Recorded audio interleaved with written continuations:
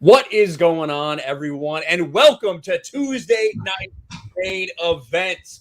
And listen, Jeremy wanted to have fun in Boston. He's like, Ryan, go the hell home.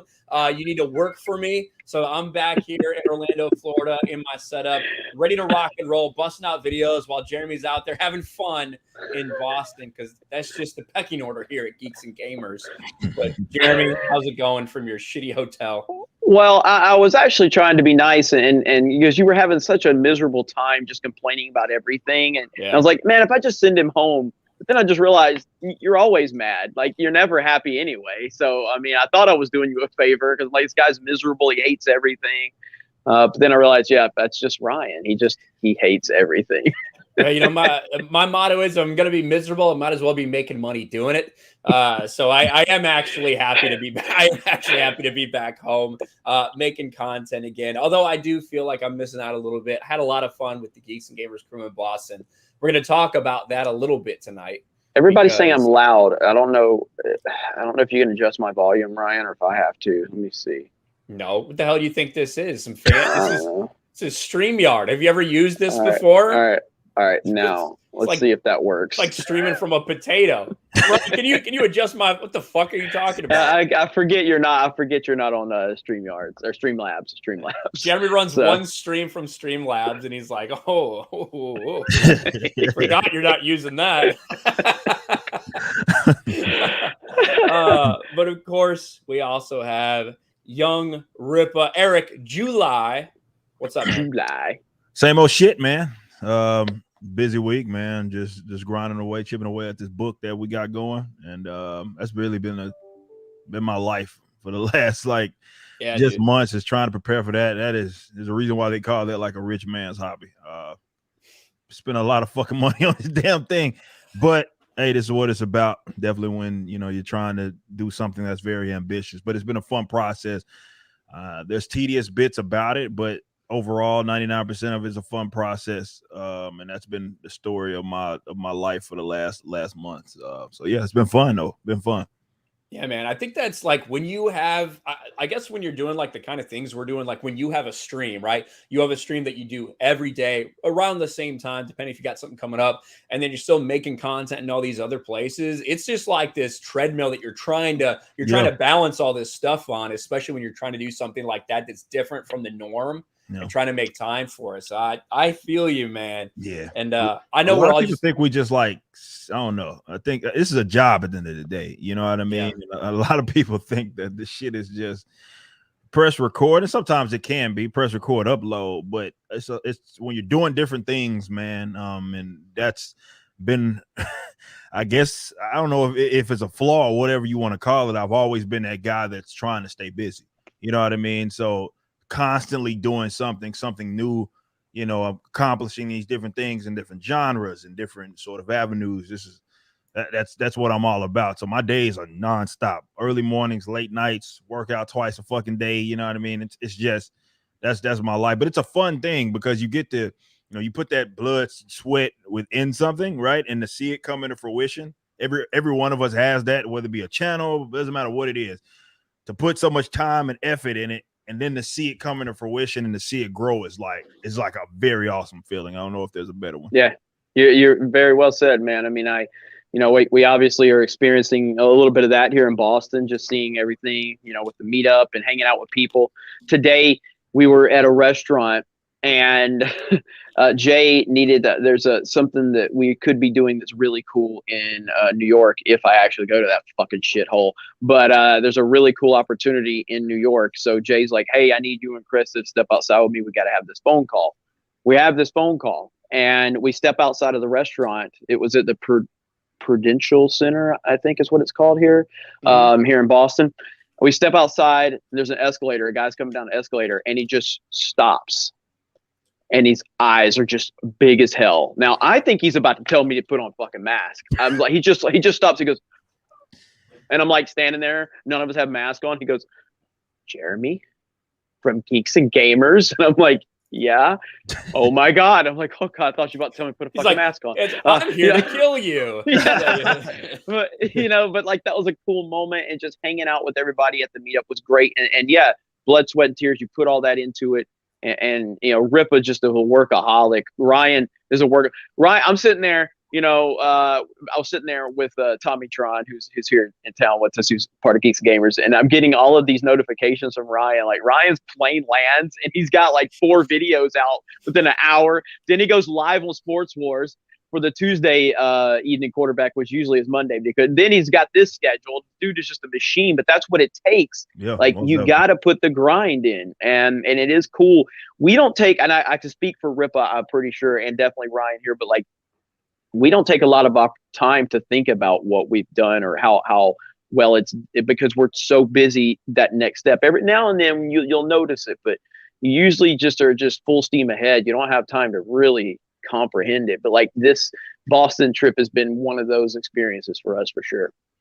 Yeah, and I think like for all, I guess would you want to use the term fucking alpha for lack of a better term? For everybody, like resting on your laurels is like not a thing, You can have fun in that moment and appreciate it, but then like that's all of a sudden like whatever you did, that greatest thing you accomplished, that just becomes the bar, that becomes the standard, and then it's all about pressing that onwards and upwards, as you like to say, Jeremy. So that's what we're trying to do here. That's what young Rip is trying to do. I know I'm excited as hell for the Ripaverse because I haven't spent money on DC or Marvel comics in quite a long time. That's the goal, right? To replace them, as far as I'm fucking concerned. But seriously, I'm enthusiastic about it, and to see a lot of other people be enthusiastic about a project that you've been working on it's just awesome feeling. Just it's kind of getting a deja vu feeling with kind of when my band kind of had its first kind of album drop was at 2017 when we dropped that, and just to see the amount of people that are like, look, I want something that's alternative to the bullshit that's being put out there. Give it to me. And they're just anticipating it and they're waiting for it. And and then to see it come into fruition is always a great feeling because, again, that's a lot of just effort that you have to put certainly in it. I know a lot of people that don't do this would like to think that what we do is easy. I've heard that. I don't know how many times. If it was that easy, I'd just say, why aren't you doing it? But exactly. But seriously though, it really goes to show, and like what you're talking about with the event, Jeremy, that you guys are having, you're seeing just how impactful it also is as well, to where you go from maybe just being a Joe Blow to being recognized to just going, in any random place that you go. But just really goes to show, and it reassures that what you're doing, you're on the right track. And it's really impacting people in terms of whatever it is that they're a part of. And it's just an awesome feeling. It's no better feeling as far as I'm concerned. Yeah, 100%. And, just so everybody understands, I know you're tuning in to Tuesday night's main event. And a couple weeks ago, we had a show where we had Adam Krigler on, and that will be more of the normal template for this show. Obviously, we went live last week. From the road, myself, Ryan, and Drunk 3PO, and that was just kind of just to continue to lock this placeholder in, let everybody know we're here, we're live. This is another one where we're going to be here, we're going to do our show, but next week I'll be back. Chris will be back on, which she's in the comments now, but next week we'll start having guests. We're going to try to have some big guests on next week. That's going to be the true launch of the show. And we are going to be full steam ahead. And just to kind of, show that, I think Ryan's got something that we want to show everybody that's going to kind of set the tone for what we're doing. So Ryan, take it away. That's true. We actually just watched this a little bit before the stream. For the first time. We're like, are we going to show? Yeah, of course we're going to fucking show it. We got to give a shout out to Mr. Grant Gregory. I was just on his stream really quick over on his channel for a moment because I was going to get something to eat. But he made a Tuesday night main event little commercial, and Krista hasn't seen this yet. I don't know how she's gonna feel about it, but here we go. Let's watch this thing. Tuesday night's main event. Rated H for humorless. You have seen Mario Kart Sunday. You picked the same every race. Suck my dick. You have seen Friday Night Tights. Privately and publicly, no matter how. Jeremy, no. Now hold on to your giblets, because here comes Tuesday Night Main Event. Brought to you by the crew that no one wants to associate with. Starring the internet's biggest grifter and president of the Brie Larson Foot Fetish Club, the one and only Jeremy Grimes, the solid dog naval nuke man who is known for spending plenty of time on the poop deck, Brian Kimmel, The fuck? girl with more beeps than a censored rip of video. And I expose on the internet. The only that has been referred to as a baguette, Darth Barbie Nova. He can rap. He can rant. The man with ankles so tasty everyone wants to bite him. Hung Ripper 59 with special guests. Carano, Limus, that girl from Shang-Chi. Her husband Vision. Magical naked flying New Zealander. The Nerdaholic. Gary Sudaconic. White Minnie Crowder. The world's tallest midget. And many more. Tuesday night main event. Because what the fuck else you gonna watch? I love that, man. That's Hell yes. Because what the fuck else you gonna watch? That's true. On Oh, Tuesday God, night, what else dude. are you gonna watch? Might as well be here. Oh, fucking Mr. Grant Gregory, you've been telling us you've been working on that, and man, that was awesome. So well done, sir. Well done. That was really good. That was really good. Yeah, I'm gonna put his link here in the chat so you guys can go sub to him real quick. Tallest man. midget. World's tallest midget. But I love Krista eating that pickle. What the hell? I missed that. I also love the picture of us all standing there holding our dicks. I like that one too, especially Krista. Dude, so I don't know how much y'all saw on Twitter. But like we went to Patriot Place again today because we went to Bass Pro Shops, and then and Bass Pro Shop was right next to Gillette Stadium. So then we went down to Patriot Place. We went to a restaurant there, and Extra Girl and Tugs got lobster. And so Krista, when we're leaving, Krista took the lobster head and started talking to it like it was a fucking pet. And she's like called it Sebastian and shit. And she's like, "Oh, show you the world," and all this shit. And then it's like she's running through Patriot Place holding this lobster head and just running. And she took it and put it in my truck and was saying, "I'm taking it for a road trip." And my truck started smelling. What the hell is going on? I don't even know what's going on, but it's crazy. Well, we do have a clip. I don't know. Like, I'm not sure, Jeremy, who was holding this camera, if it was Michael J. Fox or what was going on. The camera work ain't pretty, but we're going to show. I want to show Jeremy's experience in Salem, Oregon here. Yeah, Salem, Oregon. Or sorry, Salem, Oregon. Salem, Massachusetts. Might as well. It's the same shit. It's the same shit. Yeah. So let me be clear. So I obviously hit record, but as soon as I hit record, I went into like not thinking I was recording, and I talk with my hands a lot, and so that's why the camera's all over the place. So here we go. Yeah. All right. So set it up. Hypocritical store owner tried to tell me I had to put a mask on while shopping in his store, which I respect as long as the employees follow the same rule. Yet he was not wearing one. I apologize for the shitty camera work. Here we go. If you wore a mask, I wouldn't have a problem wearing a mask in your store. But you're telling me you can't wear one. Right, it's fine. Yeah, no, you're the one that needs to feel better about me wearing one. So if you want me to wear one, you need to wear one, and I have no problem following that rule. It had nothing to do with me wanting you to do it. It is the town. Then why aren't you wearing one? I have one. Then why aren't you wearing it? He knows he doesn't have shit. No, sir, you are being a hypocrite, and I don't want to do business here. I think you made a good decision, Jeremy. Look at all this Baby Yoda bullshit. You know what it is. Well, and to be fair, there was a Superman statue that I was probably going to buy, a cool ass Christopher Reeve looking Superman statue that I was going to buy, but no, fuck that. So essentially, and we'll get a little further into it. So look, it's fucking insane up here compared to Florida or Texas, where normal people are. It's pretty crazy up here, and I've long said, you know, and that look, I'm not a fan of the mask. I think they're stupid. I think they're pointless. I think I'm not even gonna say I think they do. We know what's going on with this, but at the end of the day, if I go into an establishment or whatever, like I'll respect the rules if that's what they want. But the moment I see employees not doing it, I'm taking my shit off, and I'll make a fucking scene every time. So I went in there. They had their stupid little fucking, in Salem, it's insane. But they had their stupid little mask rule on the fucking door. So I put my stupid mask on. I go in there, and then I see this guy walking around, and I could tell like he either had like as a manager or something. He was talking to other people, And so as soon as I saw that, I took my mask off. I'm like, fuck that. I'm not wearing this piece of shit. And then another employee come up to me like 5 minutes later and he says, sir, if you're going to be in the establishment, you have a mask. I said, what about that guy? He says, well, he's the owner. I said, I don't give a shit if he's the owner.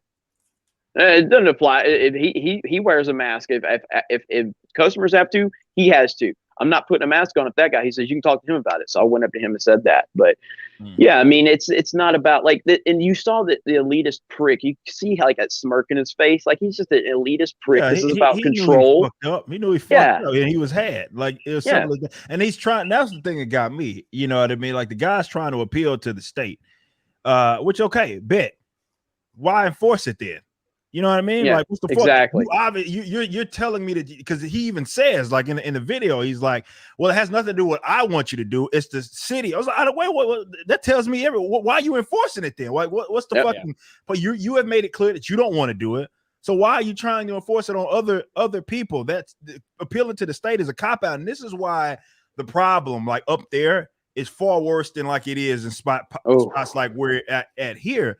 It's because of assholes just like that. Like folks are like, man, it's been a year and a half. Why does this continue to go on? Because you got store owners like that.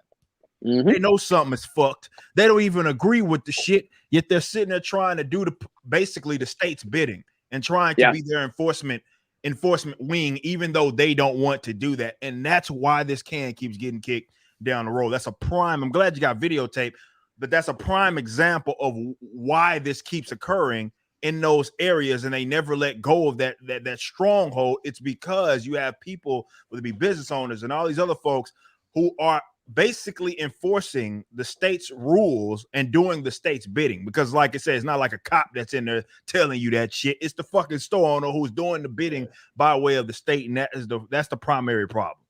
Yeah, because like for instance, and I've talked about this in Pensacola, where I'm from. And I'm not going to put the store on blast because I really like these people. They're decent people. They've been through a lot of shit. But there's a local gaming store, you know, in the Pensacola area, and I like them a lot.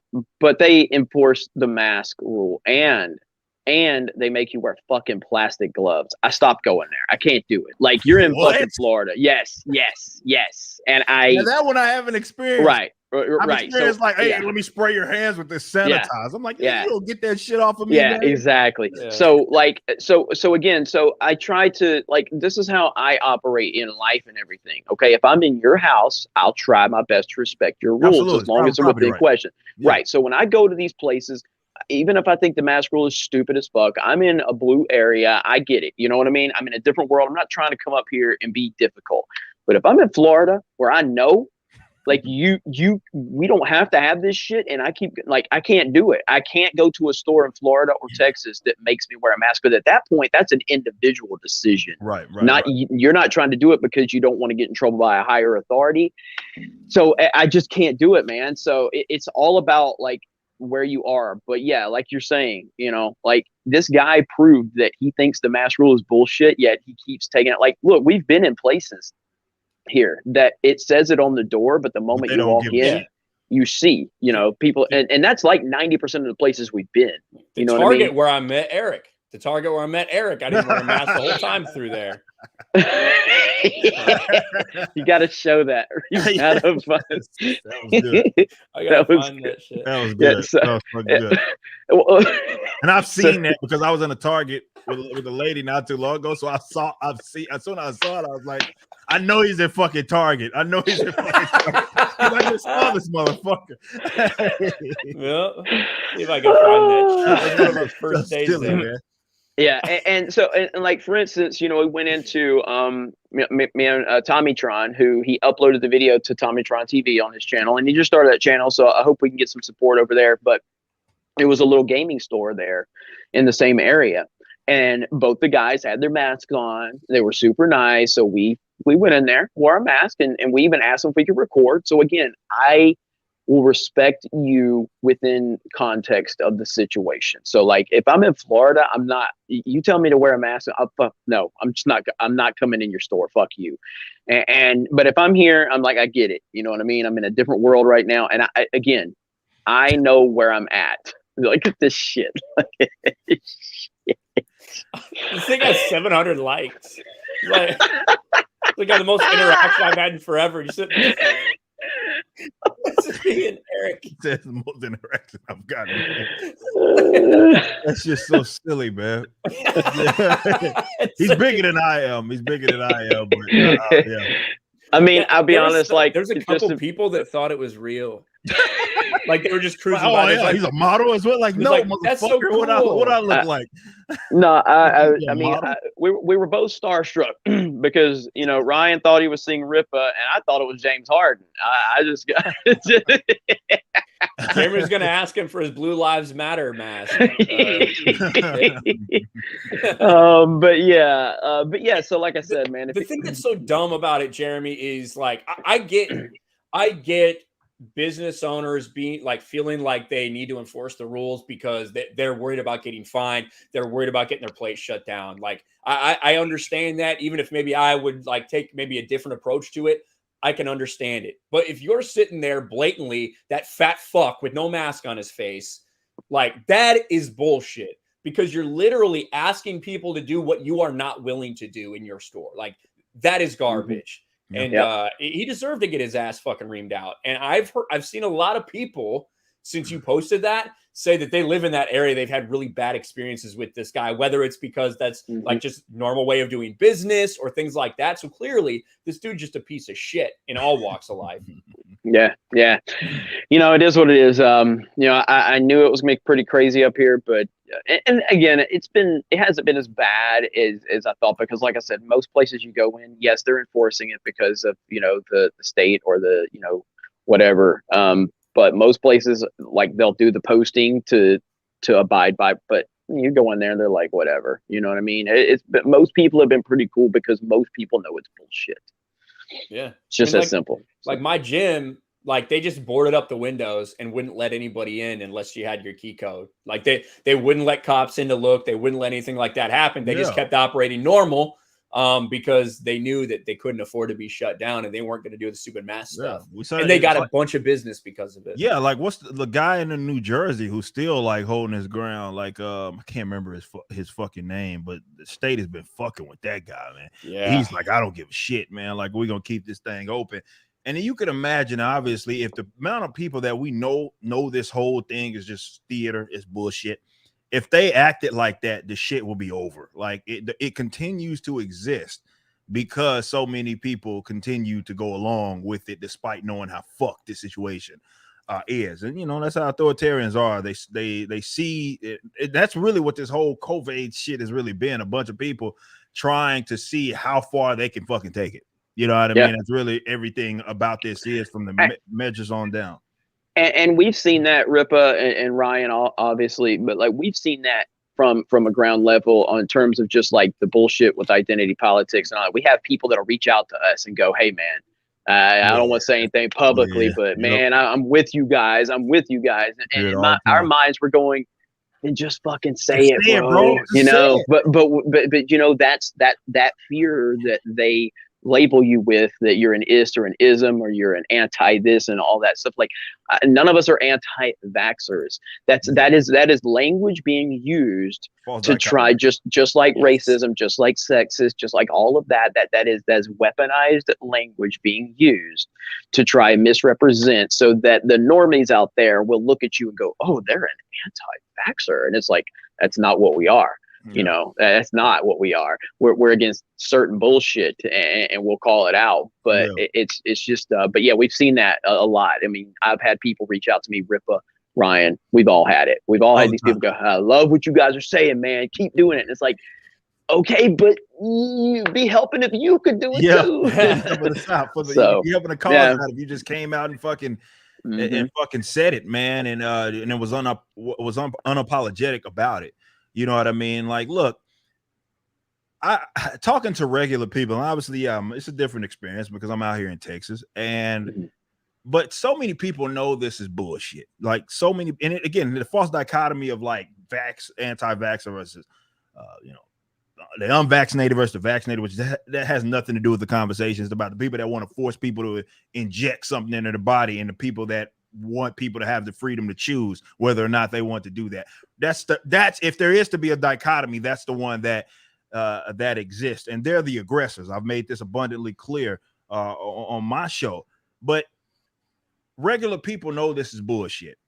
It's not rooted in science. It's not rooted in health at this point. You know, definitely in pockets of the Northeast where they got like passports and all this shit. That's only being used as a measure to punish like people that didn't, I guess, join their fucking cult. Is really more so what it is. It has nothing to do with health, because we know you can still spread the shit, like, you know, despite getting that fucking jet. Like, that's not an opinion. Like, everybody's conceded that this whole breakthrough fucking case. It's like happens a lot, often for it to be a breakthrough case. I don't think we can call it that anymore.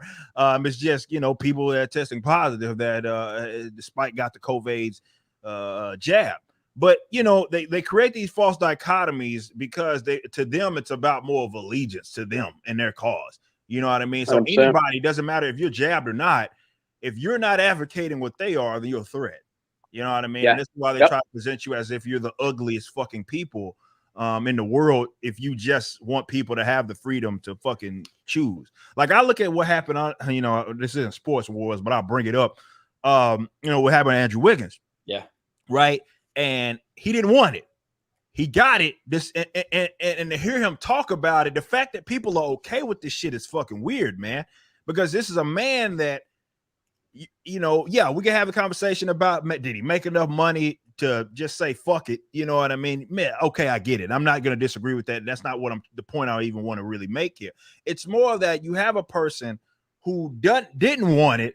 It was against you know, his own personal basically will, in which he's saying, I would, you know, it's too much on the line. I guess I got to go ahead and get it. But knowing I'm doing it despite not wanting to do it. And he's talking about, yeah, I guess, you know, in certain avenues, you don't own your own body.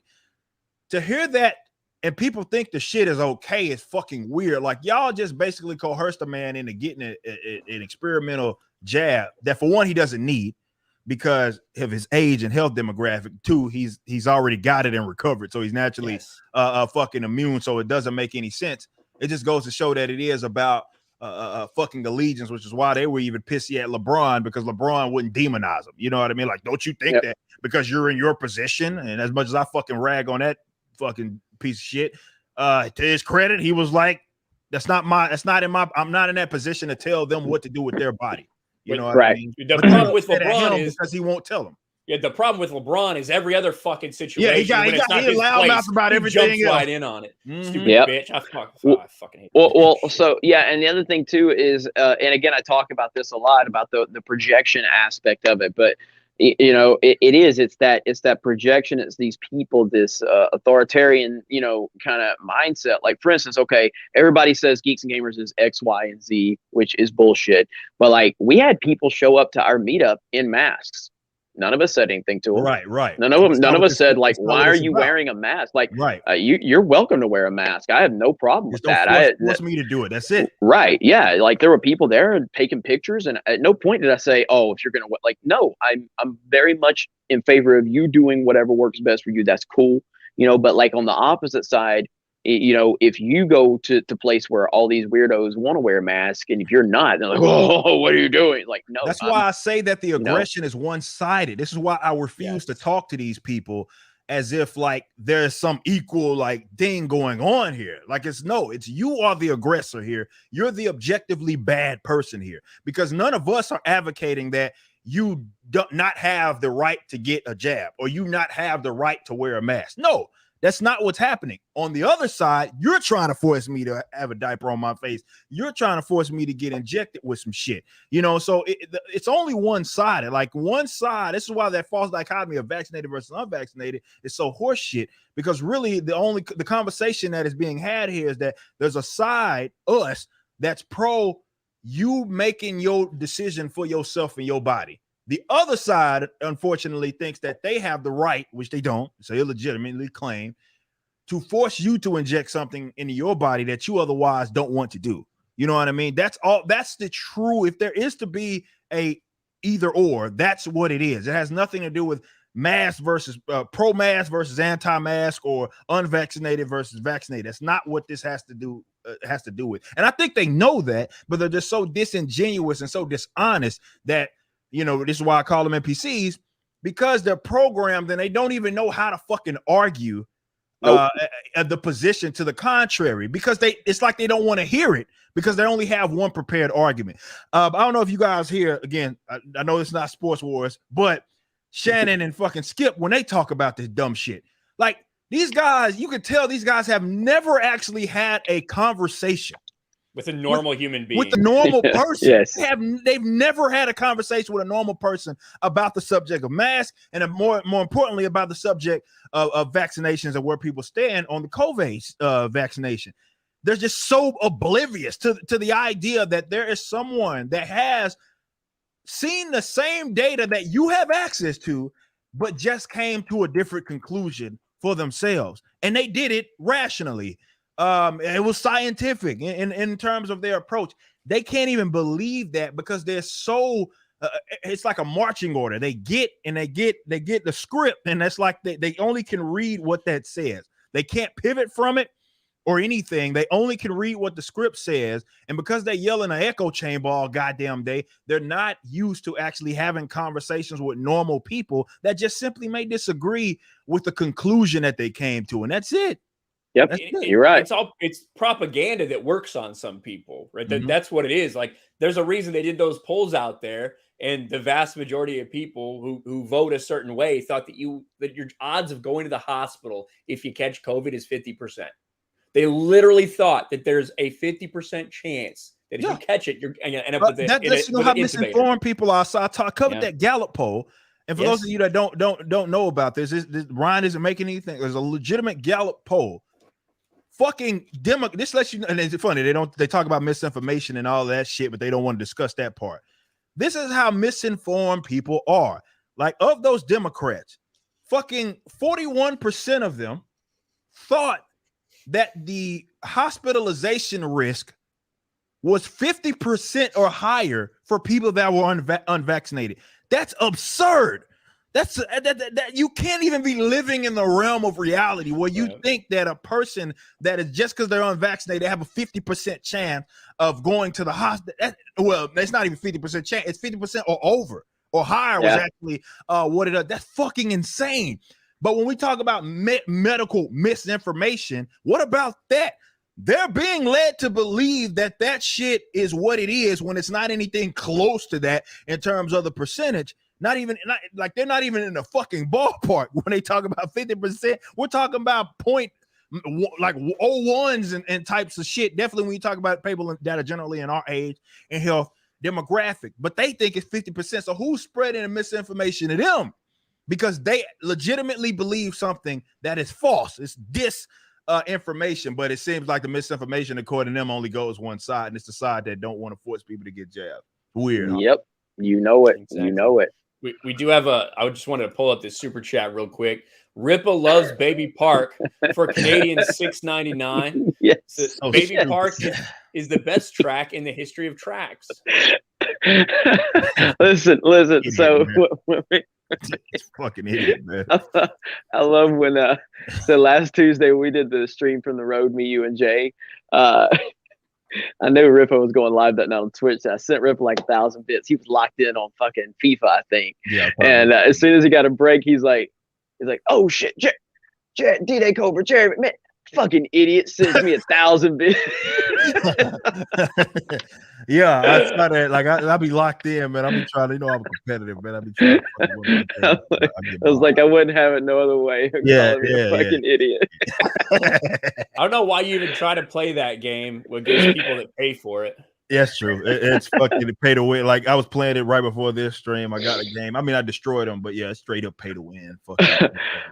I want to give a major shout out to a major part of this show and Geeks and Gamers. Kristen Nova officially partnered on Twitch. Yeah, huge accomplishment. Yeah. Huge accomplishment for her. I know, the whole meme of it will be, well, she's an attractive woman in Twitch. And of course, that's obviously goes without saying, but like she's not doing hot tub streams. She's not doing all that bullshit. Like, she's there playing games, she does it the right way. And I think that's a pretty damn amazing accomplishment. So shout out to her. She'll be back next week. Don't worry. And really proud of her. So that was super cool. Good shit. Yeah. That was awesome. It was awesome for like her to make that announcement because she got it in the car on the way to go to Dave and Buster's where we're about to do a stream on her Twitch. Just because she wanted to keep that consistency so she could get partnered. And she gets the email while you guys are in the car and then shows up and tells everybody. So it was really fucking cool. It was super cool. Super cool. But let's hit a couple of these super chats. It's enough being thankful for women and things like that. Wheezy Bird for $5 says Sora trended more than the new Game of Thrones trailer. Is there a new Game of Thrones trailer? And there was a new Game of Thrones. Yeah. Oh, really? You guys want to watch it? I didn't even know. This is literally my first time hearing this shit. I heard about Sora. Yeah, Smash Bros. Someone told me that when I was live on the show. Yeah. But I didn't even know about the Game of Thrones. So what is this, a prequel? Is this a prequel? This is, so this is House of the Dragon. So this is basically this is the Valerians before they came over, right? So here, you guys can just watch it, see what you think. There's not a whole lot of dialogue from what I could tell. Here we go. House of the Dragon. I think it takes place 200 years before. Oh, that's what that is. That's what I saw that trending. Okay. You know what? I didn't know if it was Dragon Ball or what the fuck it was. I think Tugs put down one of our Geeks and Gamers chats earlier. So okay. All right, let's see. I haven't watched the whole thing either. So here we go.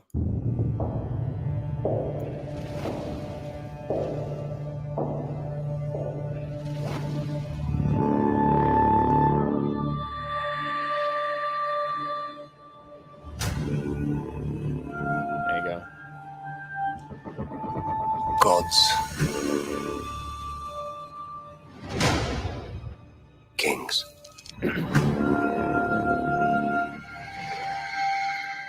fire,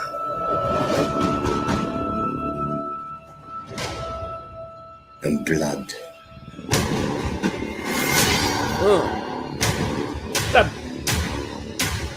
Wait.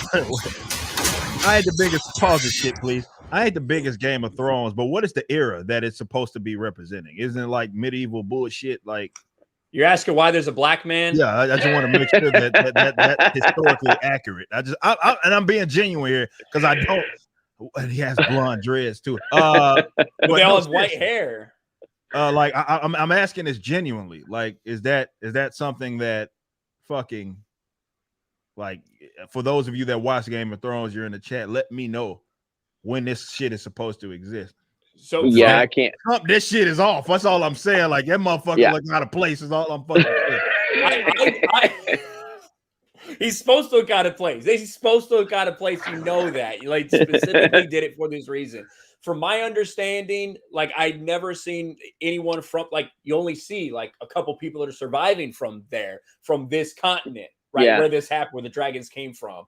So. But most people assumed they were all very pale skinned and had white hair.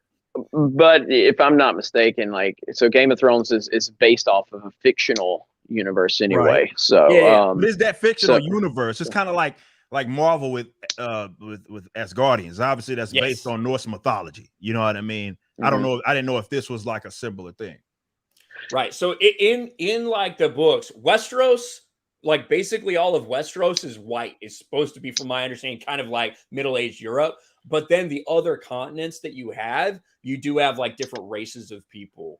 Like when you went down and you saw like the Unsullied and everything. Okay. You know what I mean? That's like across in a different part. So this is taking place in a different part. I don't know what the history of these characters is supposed to be, though. I don't think there's supposed to be any black people, though, in this part. Okay. That's what I think. I was asking that genuinely because I didn't fucking know. Yeah, here we go. I love how Ryan knew exactly what you was going to ask, too. He's like, I know a riff about to call out. No, because obviously the motherfucker's out of place, man. You got these white motherfuckers in medieval shit. Like, we wasn't experiencing that fucking shit back then. Like, we fucking had to feel like that. What we were fucking doing. Yeah. There you go, right there. That's kind of my interpretation of Black Targaryens. I don't know if this guy's actually playing a Targaryen. Maybe he's just a different family over there.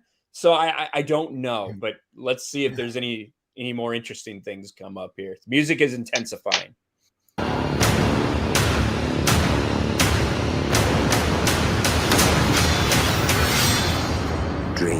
make us kings. Dragons did.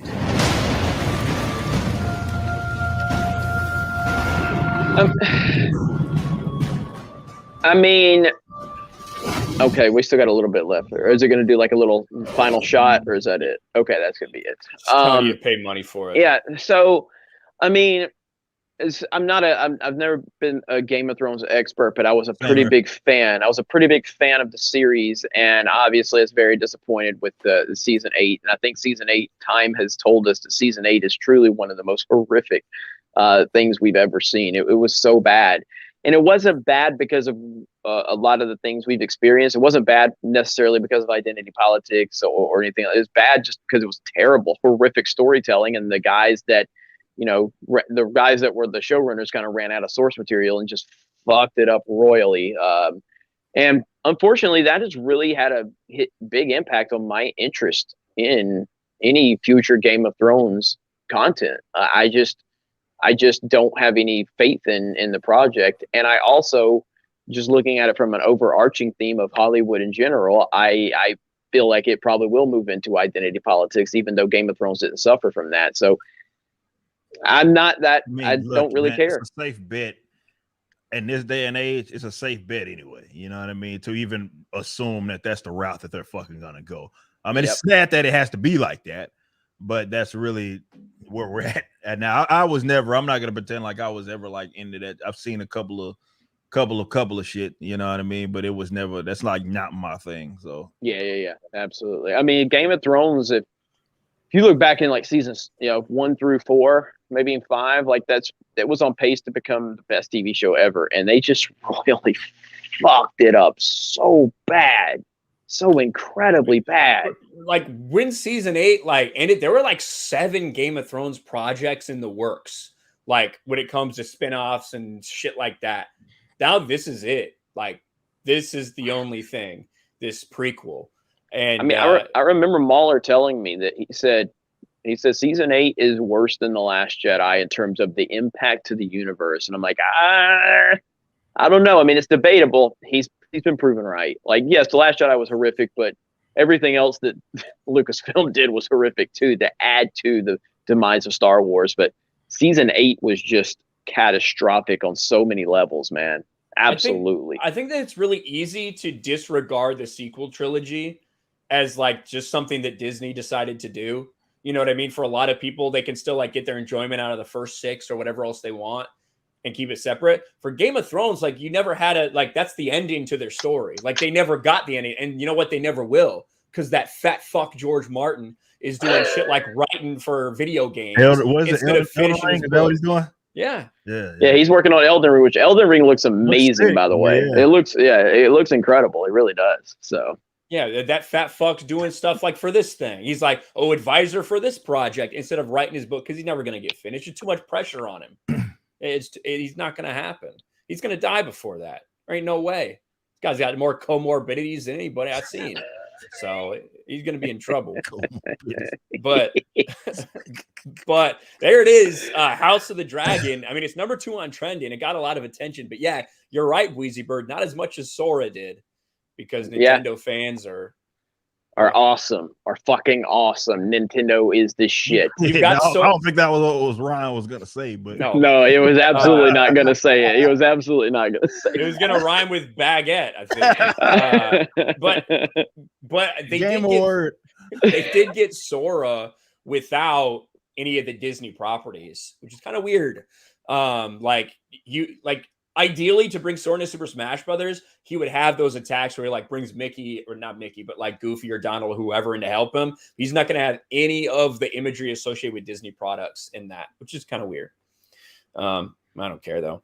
By the way, when I get back, me and Rippa will be playing some Hot Wheels racing. His ass. So I'm gonna kick beat his that ass. ass. And just because I don't want to get a head start on him, I ain't even got the shit yet, because I'm waiting on him to get it, because I don't want no excuses. Right. Once I fucking beat his ass. He's playing on Lady Rippa's account. No. I haven't touched it. I promise. I haven't either. I ain't got it yet. Rippa, did you see that the video of me playing at Dave and Buster's? Yeah, somebody stick that to me in a leak on on like a super chat or something, man. I fucking saw it. It's like he'll tell him I'm practicing. Play it, Ryan. Let everybody see that shit. That was so good. Yeah, David Buster's. Yeah, it was so good, dude. Ryan was so hyped, and because obviously we had it planned out where I'm live, and then Ryan goes and we're gonna bust him practicing Mario Kart. Yeah. But the real part was like he was trying to win that shit, and he almost lost. So because it's not like normal, like you'd have to drift in a weird way, and I didn't understand the items. Like you only have one. It's fucking dumb. Yeah, it's not. It's a Namco. Like Namco actually produces or made this game. Like I don't think Nintendo directly developed it. I think Namco did. I think Namco. Yeah. Namco or Capcom. I think it was Namco. Just imagine this going on while there's just like 6-year-olds, running around trying to enjoy it. Like their parents are trying to take them to a nice Dave and Buster's family restaurant. Oh, it's so good. I love it. Right here.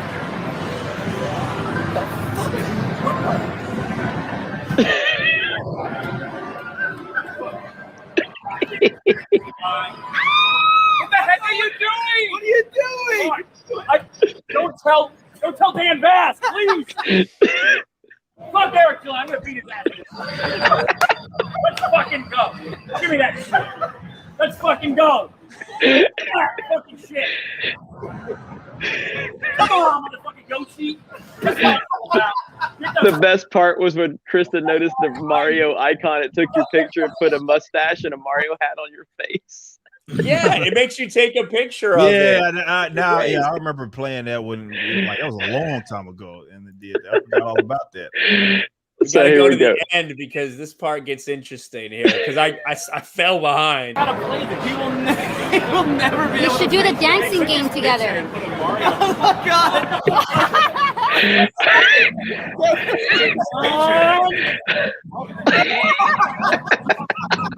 Fuck you! Get out of here, bitch! He's winning right now. That's right. I'm probably gonna get a fucking blue shell. I know I am. God damn it, socialist game. Ryan. Watch out for that banana. He gets. Oh, he won that shit. Fuck you, young Ripper King of my ass! Mario! Oh, that's stupid, man. That's good. That's good content, man. Oh man. Drug 3PO in the chat says the children ran. They should have. You will be seeing Drone 3PO on this show in the future. There you go. Let's get back to some of these super chats. So you guys are awesome. Thank you so much. Pope Metalicious for 1775 says, great to see you guys. Also go Red Sox. Yeah, Sox are up 4-1. I'm paying attention to this game right now, actually. Kyle Schwarber hit a bomb earlier off Garrett Cole. So yeah, I'm paying attention to it. Lulu Blue for $10. New favorite Tuesday night show. This is the main event. You don't want to be anywhere else. So we thank you guys for joining us. We appreciate it. Hell yeah. Thank you so much. Thank you. Simp Outpost for $6.99 says Ryan can grind up on me any day of the week. Thank you, Simp Outpost. Timothy Ross for $5. Thank you. Now it doesn't say anything. Redu, I don't know if I say that right. You need to tell me. She plays a bunch of Apex Legends. I think I'm saying it right. Redu, is that how you say your name? For $5. Rise and grind. That is right. That is 100%. I think we need to actually play Apex Legends, Jeremy. I've been watching more of it. It seems fun.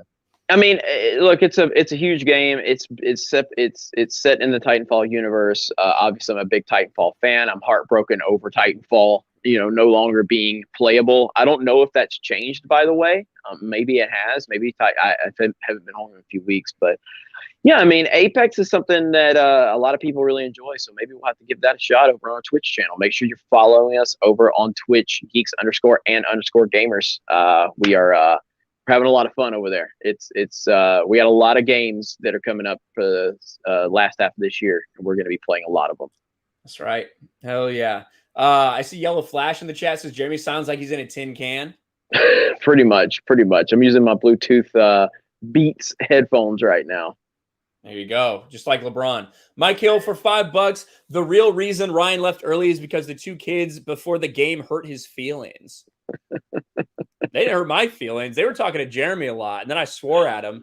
That was so funny. Like that's what we always talk about. Like, there's a generation, being raised of, betas and everything like that. Those kids were legit, dude. Like, I loved it.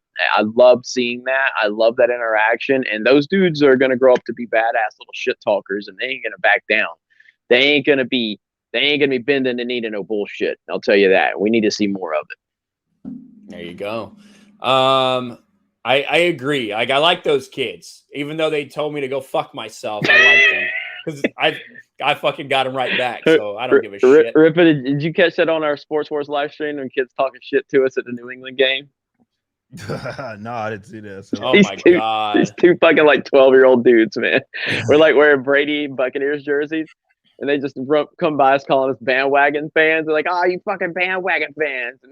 And he was wearing a Randy Moss jersey. And I was like, "You don't know shit about Randy Moss. What you know about Randy Moss?" I was like, "What you know about NFL 2K5, motherfucker?" He goes, "Oh, I know he." And he came back at me, and then Ryan said, "No, those kids talk shit to Jeremy, little cocksuckers." And the kid turned around and told around. He goes, "Fuck you!" Yeah, this is the tail end of it. This is after they came at us first, right? Jeremy's got shit talked by these little fucking bastards.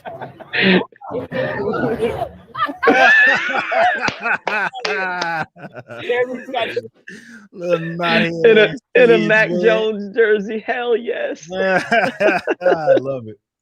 There you go. I love it. It was hilarious, dude. I loved it, dude. It was so good. Well, yeah, I mean, that's what I was saying, though. Those kids are going to grow up to be badasses. They ain't going to take nobody's bullshit, and that's what we need more of, man. Go up to a couple of grown dudes and talk shit to them in a sports game. That's what we need more of. We need that type of mentality.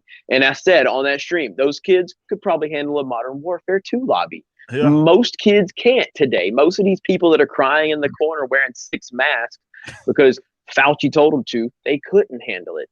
Mini Ryan. Yeah, I was going to say, I didn't think about that. I don't know if I ever fucked a chick up in the Boston area before, but that kid might be mine. I've been informed that the show is about the Targaryens who are already in Westeros. So I don't think any of them should be fucking black. Well, there's our answer. There you go. That's according to people who care way more about this than I do. That's what they say. So take it with a grain of salt.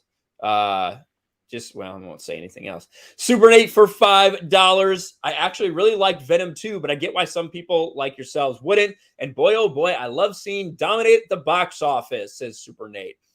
Yeah, that's probably a good stepping stone to what Venom 2 is doing right now in the box office. We were told that, we should celebrate Shang-Chi literally breaking even because it literally just broke even. All the talk these people have been doing over the past 5 weeks, take the L. It literally just made its first 10 cents. And that's if you believe the low end of the budget that they have going. If it's any more than that, then they haven't yet made any money because it's not even hit $400 million across the entire world yet. But then Venom 2 just comes out and demolishes Shang-Chi, demolishes what Black Widow had established. Pandemic. People are so scared. That's crazy. Didn't really affect funny how that works, ain't it? Yeah. And Venom it's knocking it out of the park. And I watched it. Jeremy watched. I think Jeremy was less harsh on it than I was. I didn't think it was. The problem was it was the same movie. It was legitimately the same exact movie. So I graded a little harsh. Yeah, I mean, life is a lot of life in your reception to something is based on your expectations. And so when I went into the first Venom film, I'm a big Tom Hardy fan, and I obviously like Venom and the Spider-Man universe. I went into that kind of expecting something, and I got something different. I didn't like it. I did not like the first Venom movie at all. but I like Tom Hardy, so it's like, all right, whatever. This one, I went into it kind of expecting more of that kind of odd kind of film, you know what I mean, and a weird kind of dynamic, and kind of cringy jokes. So going into it, that's why I'm not as harsh on this one as maybe I would have been on the or that I was on the last one, because I was just going into it expecting it. To me, it wasn't a good movie. But it also, again, unfortunately, where we are in 2021, this is just where we are. It's not woke. So that's kind of the standard we are at this point.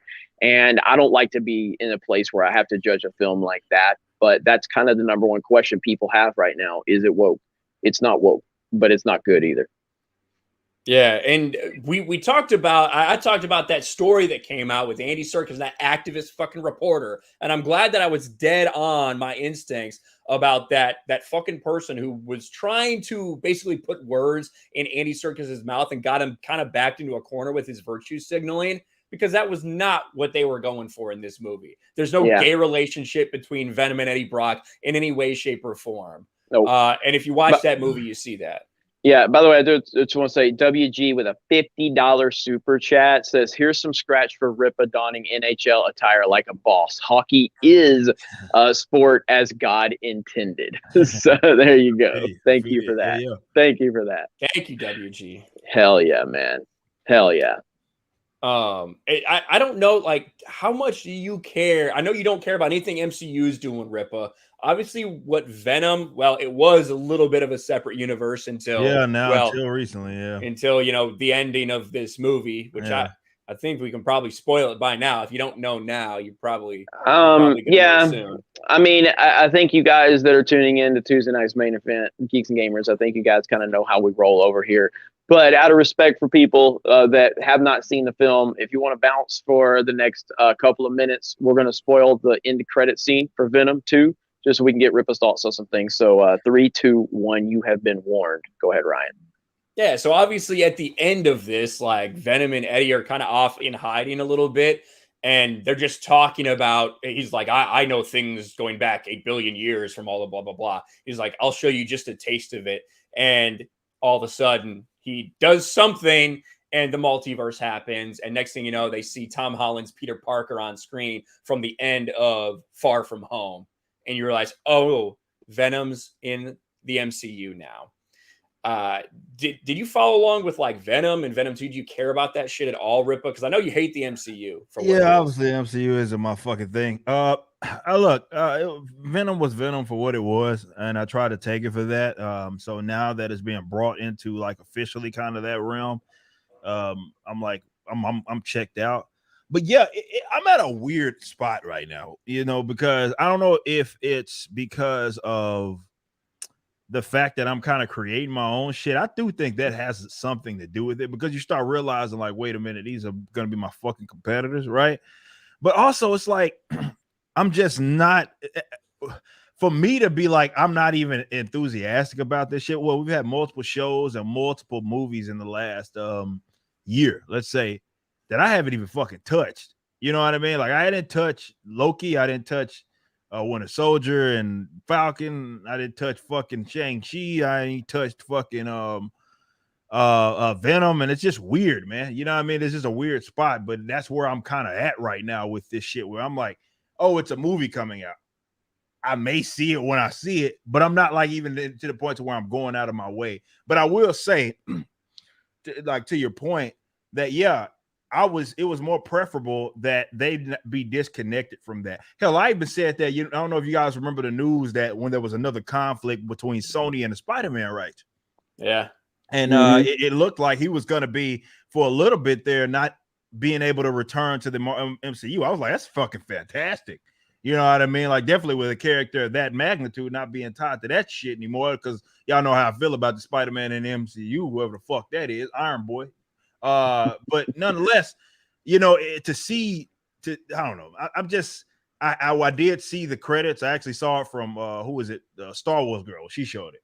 That was how I first saw it, and I was like, oh, that's what happened. So they're bringing them in there officially. Like, oh, I'm especially not fucking interested now, because I treat the MCU like everything that shit puts out is DOA.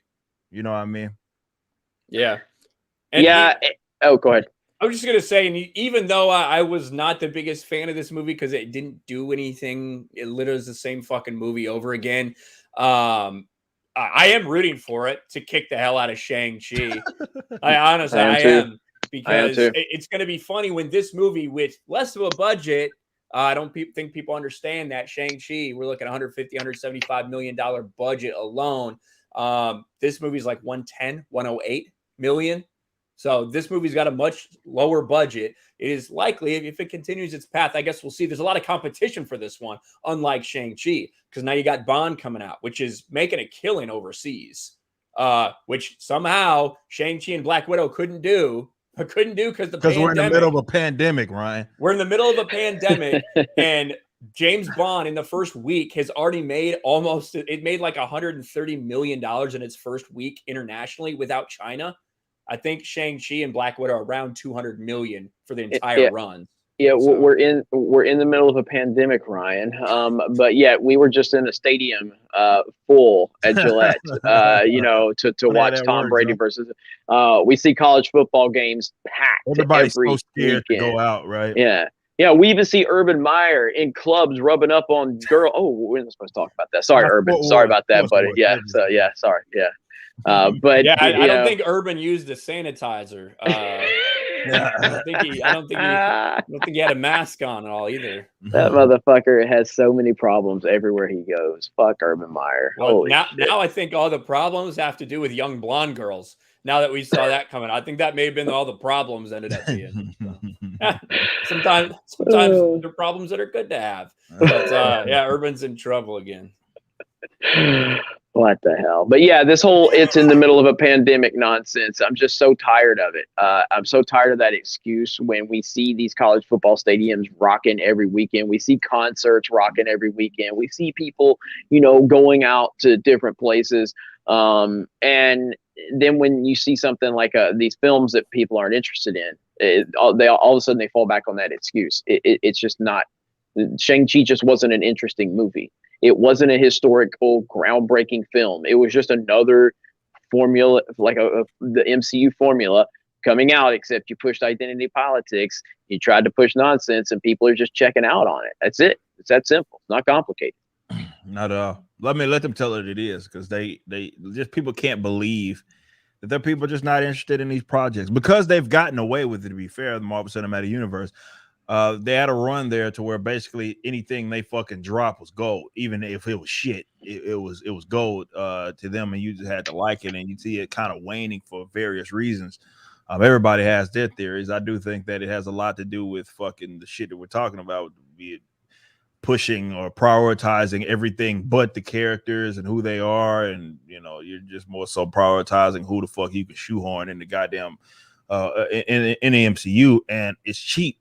And some people just aren't interested in that shit. And definitely considering the environment of how hostile a lot of these celebrities have gotten, a lot of people get disinterested in that shit. I know they don't believe that, but yeah, like I take heed of that. I see these fucking assholes talking all this shit, and I'm like, yeah, man, I'm gonna try my best to not give that motherfucker money. I do that now. I used to not be conscious of that, but now I'm like, you know what?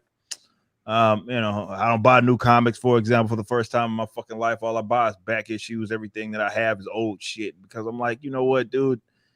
Fuck these guys, man. They don't like me. They have no problem getting on stage and winning an award for a movie that you viewed, and then telling you how much you fucking suck because you didn't vote for the person they wanted you to vote for. Like, these people are sons of bitches, and I'd rather not lace them up. But I think there are other people. The point is that there's other people that are more conscious of that. As well, and I think they're voting with their dollar, and they just can't believe that there are people that are out there like that. So it must be because I don't know, pandemic reasons. Yeah, well, that's what we want to try to show everybody with this, and again, just for everybody that's just tuning in, we're still in we're not in full form for Tuesday night's main event. That's probably going to start next week, kind of getting the ball rolling, but we're going to try to bring different topics to the table.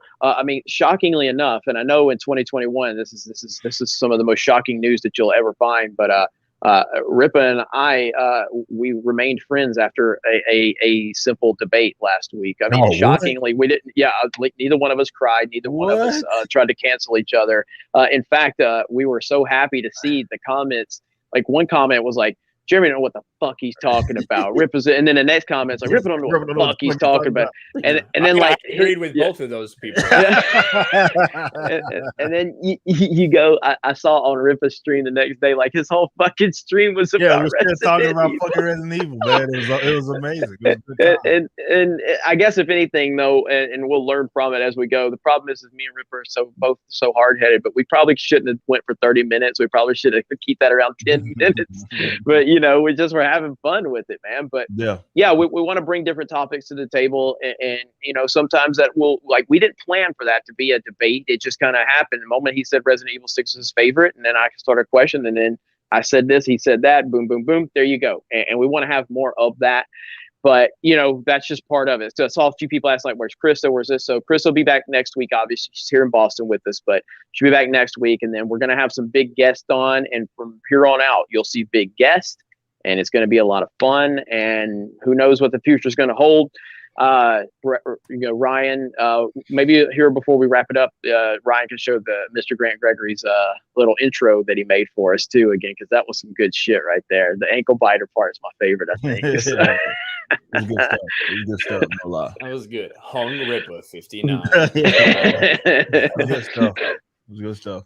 Oh man. Let's get to some of these super chats again. D-Day Direwolf for 2. How long are you gonna be in Boston till, Jeremy? D-Day Direwolf, we met. Speaking of Game of Thrones, we met D-Day Direwolf. Holy shit, he was in full Jon Snow cosplay. Yeah, dude, it was badass. Awesome. It was badass. Yeah, I'll probably be heading out it's tomorrow, I think, is when I'm heading out. And then I'm gonna be on the road. I'm gonna give me some other places. There's some opportunities up in NYC, but I really don't want to go to NYC because fuck that fucking place. Like, fucking sucks. It's just insane, dude. I know. I really don't. I have no idea if I can even get around. So I'm going to make that decision here in the next few days. But it's just crazy. So, I have been invited to the Indianapolis Colts versus Baltimore Ravens game next Monday night, which is really cool. But I'm not a big fan of going to games. It's got to be a special occasion. So, like obviously Brady going back to, New England was a big special occasion. But I just not a big fan of like that whole process. So like as soon as the game was over, me and Ryan and Tugs got back to my truck and we're just like, fuck, here we go. Sitting in traffic for an hour and a half. You know what I mean? Like that's the moment it's not worth it. I passed the fuck out in the backseat like a little kid. I went to sleep. I slept right through it. Next thing I know, we're at the hotel and I'm like trying to put my shoes back on. I took them off to sleep. Yeah. So, but I probably, like I said, I'm just ready to get back home. I'm ready to get back home, ready to get back on the grind. And, it'll be a fun trip home. I will say though, me and either tomorrow or the next day, me and Jay and Krista will be doing a stream from the truck as we travel. So just be on the lookout for that. There you go. SBD Girl for 5. Jeremy, what color do you like best? Red, green, or blue? I want to give you details about why. I think maybe she means I don't want to give you details, but what do you like best? I mean, blue is my favorite color. Shockingly enough, Fringe. but blue is my favorite color. I actually considered changing the Geeks Gamers colors to blue because it's my favorite color. But yeah, so blue is my favorite color. There you go, blue. Steven Wazik for for $20. Wait, that jumped on me. The fuck just happened? God damn it. I hate this fucking shit. 30. Damn, what had Krista so salty? Never heard her curse like that. Awesome about her getting Twitch partner. Be careful in NYC. Yes, talking about Krista swearing on the intro that we're going to replay again later. That one. Okay, yeah. Thank you, Steven. I'm sure they'll be careful in NYC. I mean, there's no like guns allowed there, so everyone should be perfectly safe. Yeah, it should be totally safe. I mean, yeah, like that's one thing. It's one thing. Like we is like obviously I'm politically independent, but obviously I'm a lean conservative on a lot of like my views and stuff. But one thing we have to realize though is the liberals got it right, man. Like, criminals respect gun laws. Like, criminals are like, well, hey guys, we can't have a gun here, so we can't bring our gun. Like, it's such a great idea for Works every Democrats, time. because I know, like, when you outlaw guns, then the criminals immediately have to it's amazing. What great people these liberals are. What great people. Unbelievable. So smart of them. Why didn't we think of that? Why didn't other people just think of that? Like, hey, you can't steal. So then people don't go into stores and steal. Wow, what an idea. Man, these guys are so smart. True geniuses. It's working great in Chicago, by the way. Shout out to Lightfoot. You're doing, man, just Barack Obama leaving a legacy. Like, great job. Great job. Yeah, well, he came from a legacy of corruption. He's left one in his wake, so not surprising. Well, the only bad thing that's happened in Chicago in the past 10 years is when that horrific attack that Jesse Smollett received. It's just it's awful. It's the only thing that's happened. So you see the news about Sage Steele? So I got the Black and White Sports notification. Did she actually get suspended? You got to be fucking kidding me. Because she's not on air because she has COVID, despite not wanting to get the jab and doing it to keep her job. She still got COVID. So that's part of what she's been speaking out about. And then I guess on Jay Cutler's podcast, she said something to the effect of Barack Obama identifies as black. I love it. Like there had to be Sage like some big apology, dude. Sage still is based as fuck. I cannot believe she's still at ESPN. She is based as fuck. Yeah, they're gonna get her the fuck up out of there soon enough. Yeah, like she's gonna last long thinking like that. They got fucking Will Kane. She's been all the motherfuckers up out of there. Yep. So we don't know it. So we don't know if she's officially been suspended. It's kind of speculative at this point. I don't see anything that shows. I need to look more into it. I don't see anything that shows she's been suspended for that. Rather than just maybe not being on the air because she's positive because she's sick right now. But I don't know. I need to look more into it though. There's no doubt. There's a headline out there that says Sage Steele suspended for Obama comments amid COVID, whatever. So imagine ESPN getting onto one of their talents for criticizing a former president. If that was nobody else over there at ESPN ever did that, right? Yeah. Exactly. Oh my god, dude. Oh, that's how. But that's the look. I was talking about this on News and Why It Matters with Monday, and how these guys they have no integrity.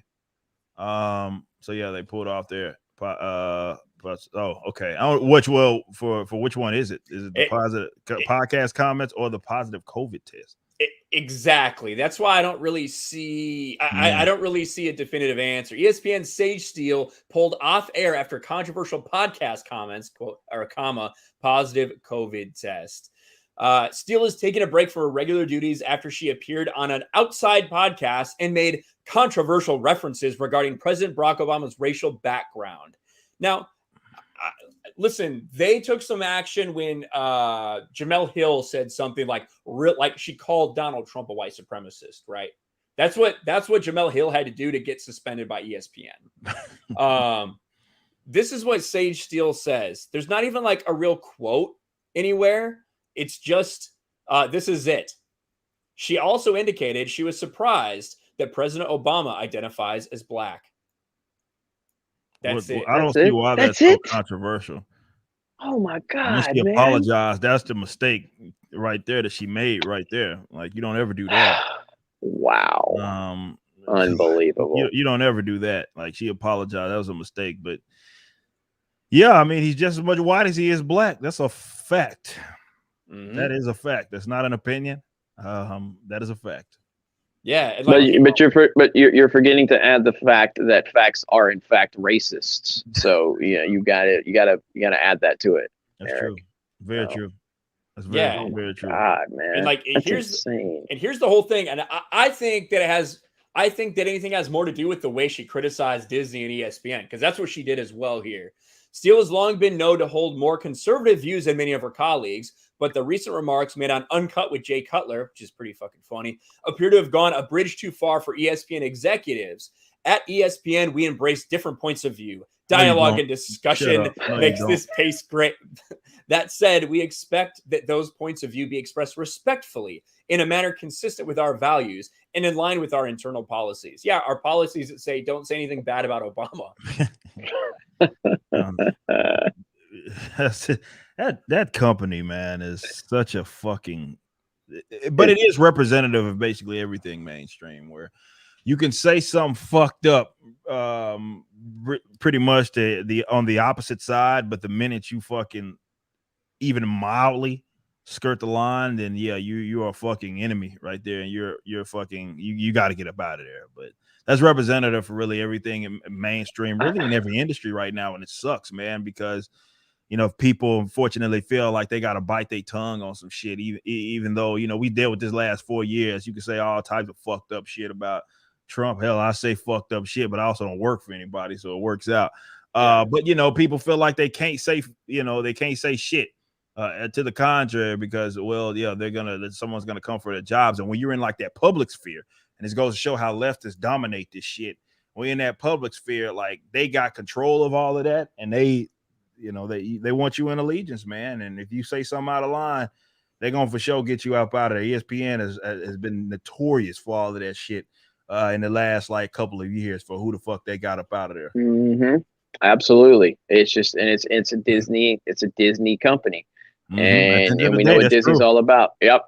We know what Disney's all about with their critical race theory bullshit and all of this stuff about, oh, you can't question a black person's experience. You just have to listen and accept it.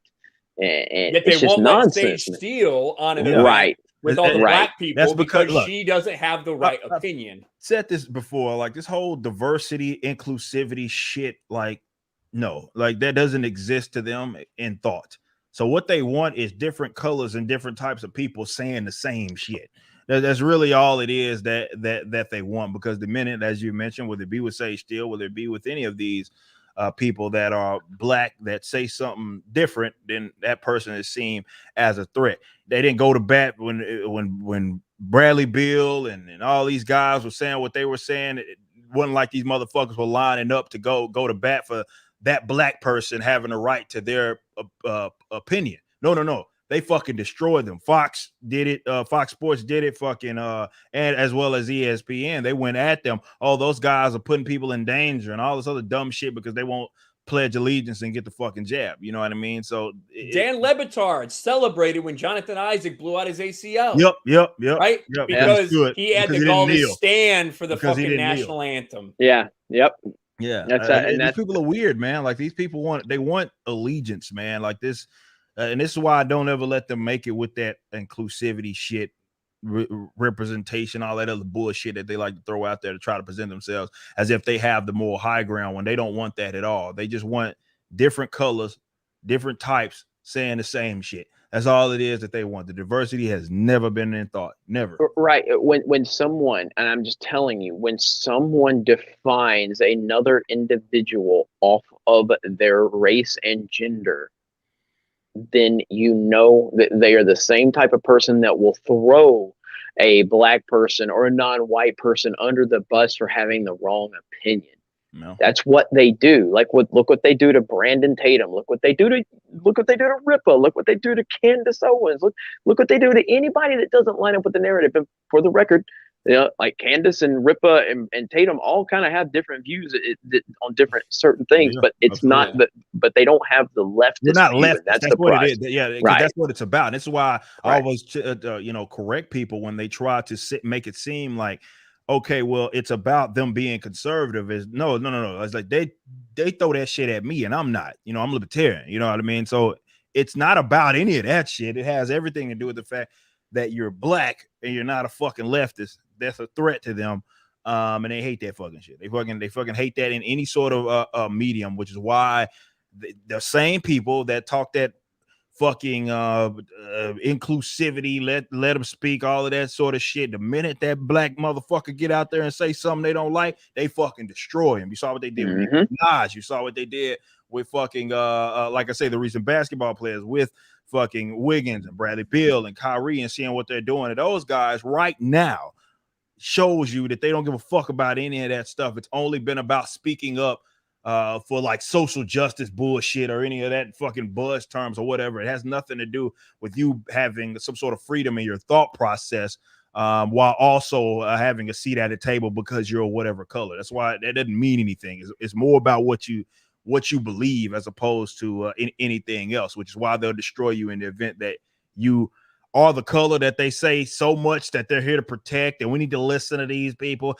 Here, shut up and listen. And in the minute that black person speak the fuck out and say something you don't like, you know, tell them to shut the fuck up. You know, you can't be saying that. That's how they act. Yep, absolutely, 100%. Yeah, and like the other side of this too, like we did mention, she did test positive. She's been outspoken about Disney and ESPN's mandate because she said on this podcast, she said, I didn't want to get the shot, but I felt like I had to keep my job. And then she still tests positive. And then she still gets it and is still off the air. Unbelievable. You know, the fact that doesn't make people pissed. Like, even if you are a person that got it legitimately, ain't that a question worth asking? Like, oh, wait a minute. This wasn't supposed to happen. You said that this wasn't supposed to happen. Yet this has happened. It's happening. It's not a breakthrough case anymore. It's happening so often. So they fucking lied to y'all. They lied to y'all. CDC in fucking April, Dr. Rochelle Walensky said y'all weren't supposed to get it and you weren't supposed to pass it. Whoops. Wait a minute. You can do both of those fucking now. And God forbid you ask a goddamn question about that. This is why that shit is nonsense. Just on that alone, every argument that those people have been putting out there they've been stripped away from it because they tried to present it as if because you were, let's say you weren't lining up to get the jab, then you were putting other people in like some sort of threat, like you were threatening them and their health because you could spread it. Well, you can do the shit too. So you have no argument there. It's and in fact, you're asymptomatic, so it may be easier to spread it. Yeah, like yeah. So if anything, the only thing here, the only person that they're putting under threat would be themselves. And that's not for you to make a decision on that other person's body because like it acts right now, at best, it's a symptom mitigator. It has nothing to do with stopping you from spreading it or anything like that. It's more of a symptom mitigator in that regard. So you have all these people that got that being led to believe that they weren't supposed to do this, which is why you see these weirdos talking like, what's that fucking Keith Olbermann? Oh my God, dude, he's insane. Triple masked up, still fucking getting jabs, like because you idiots can still spread it. So all of this is the side going back to the point. It's funny that the same side that advocates that is the same side that advocates for inclusivity and all that shit. They're pro segregation. That's bullshit. This is a pro. That's because that's all. This all vax passport. Mandate shit. That's all that shit is. It's about separating and ostracizing people from culture by way of their fucking COVID's vaccination status. It's a pro-segregation position. Period. That's what it is. A pro-segregation position. And 100%. I want Ryan. I sent you this video. I don't know if Rip has seen it, but we should play it for everybody. This shit is gold. Have you seen this, Ryan? I saw clips of it. Life jackets are mandatory. Have you seen this? Oh, I saw that from a JP. Yes. It's good. It's good, man. It's so good. It's good. What are you doing? Here to do a little swimming. You gotta wear a life jacket or else you can't come in. No, I'm good. Thank you, though. Life jackets are mandatory. Mandatory to wear a life jacket when you swim and when you're not swimming, too. Why? Cases of people getting wet are going through the roof. It's a scary time. Put it on. But that doesn't mean they're drowning. People get wet every day. It's part of life. 0.0001182% of all people drown each year. That's practically everybody. So put on a life jacket. That doesn't make any logical sense. I'm not putting one on. I know how to swim. I've had swimming lessons. Oh, swimming lessons? You think those exist? So what? You just think your body has this natural ability to traverse through water in a way that keeps your head up so you can still breathe? Yeah, it's called swimming. Never heard of it. Flotation devices are backed by science. You don't believe in science? I do. It's just I know how to swim. You're kind of being racist right now. He's just standing in shallow water. Put a life jacket on now. You're putting everyone at risk of drowning. How am I putting everyone at risk? Their life jackets won't work unless you have one on. Does his life jacket work? Yes, very well. Then why would he need me to wear a life jacket when his life jacket already works? We have to protect the protected swimmers from the unprotected swimmers. But aren't they already protected? Yes. Very well protected. So they should be fine. They would be, except they're not very well protected because of you. Look, you gotta put one on or you can't go in. This feels creepy. So where would I get one? Oh, I'm selling them right here. You're selling life jackets? Of course. So you're demanding that everyone wear a life jacket while you are selling life jackets. Yes, for their protection. And they have to buy the life jacket from you? Indeed. Don't you think that's a conflict of interest? No conflict of interest that I can think of. How much money have you made this year from life jackets? $27 billion. I love that. I love that, man. Money than keeping people safe from it. You're an anti-science, anti-life jacket, climate change denier. With cases of people getting wet going through the roof, I'm going to need you to buy a life jacket from me and put it on, or else you'll never have access to swimming pools, showers, rain, or drinking water ever again. You're treating That's so good, dude. Enemy. It's good. I don't want to watch that. Yeah, better. It does nothing but get because and it's sad that people have to like for it to make sense to the idiots. Like you got to put it in satire. It sounds ridiculous, but all of what he is using is like it's the argument. Yeah, it's literally perfectly putting the situation that we're in right now. Like it's the same exact thing. It's just applying it to like a different set of not really the same variables, but different subjects. It's more so what it is that we're dealing with. It sounds deranged because what we're doing is fucking deranged, guys. Thank you, and that's the whole point. Like it's literally in a satire form. It's so easy to kind of see how crazy it is. So you guys go like mods, if you can get a link to that video, or as a matter of fact, I can drop it in the chat right now. But yeah, make sure you go support him. It's fantastic. He does fantastic work. Yeah, he's awesome. I love that dude, man. I love that he's like that. You know, he's a liberty-minded person. You know, which is awesome, and he's become more outspoken. Like, you know, he used to just do regular shit like in that form, and then we saw this crazy shit happening, and he got to using the platform that it was that he had to really kind of drive this fucking point home. And big shout out to him because you know we need more of that. It was the fucking vegan shit that really blew up for him. Yeah. When I started seeing him with like the meat eater stuff. Yeah. Like that's the stuff when I first saw him, I was like, this is funny as hell. Yeah, he's fucking hilarious, man. He's fucking hilarious. And that's good stuff. Those are literally the arguments we're having about dumb shit like that. And when you lay it out like that's why so many of us are so frustrated with this stuff. Because it's just nonsensical. That's why, and it's always been about pushing it as far as they can. You know, to see what a population's willing to endure. Absolutely.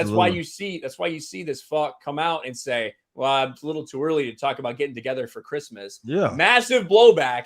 Well, I never said that. Yeah. You know, that's why they got to walk it back. Out of context. Like, no, motherfucker, that's what you said. What are you talking about? Yeah, because they realize that, we can't do that yet. We got to ramp it up slowly. We turned that fucking boiling water up a little too high. Yeah. Frog almost jumped out. Let's tile it back down. Yep. So that's it.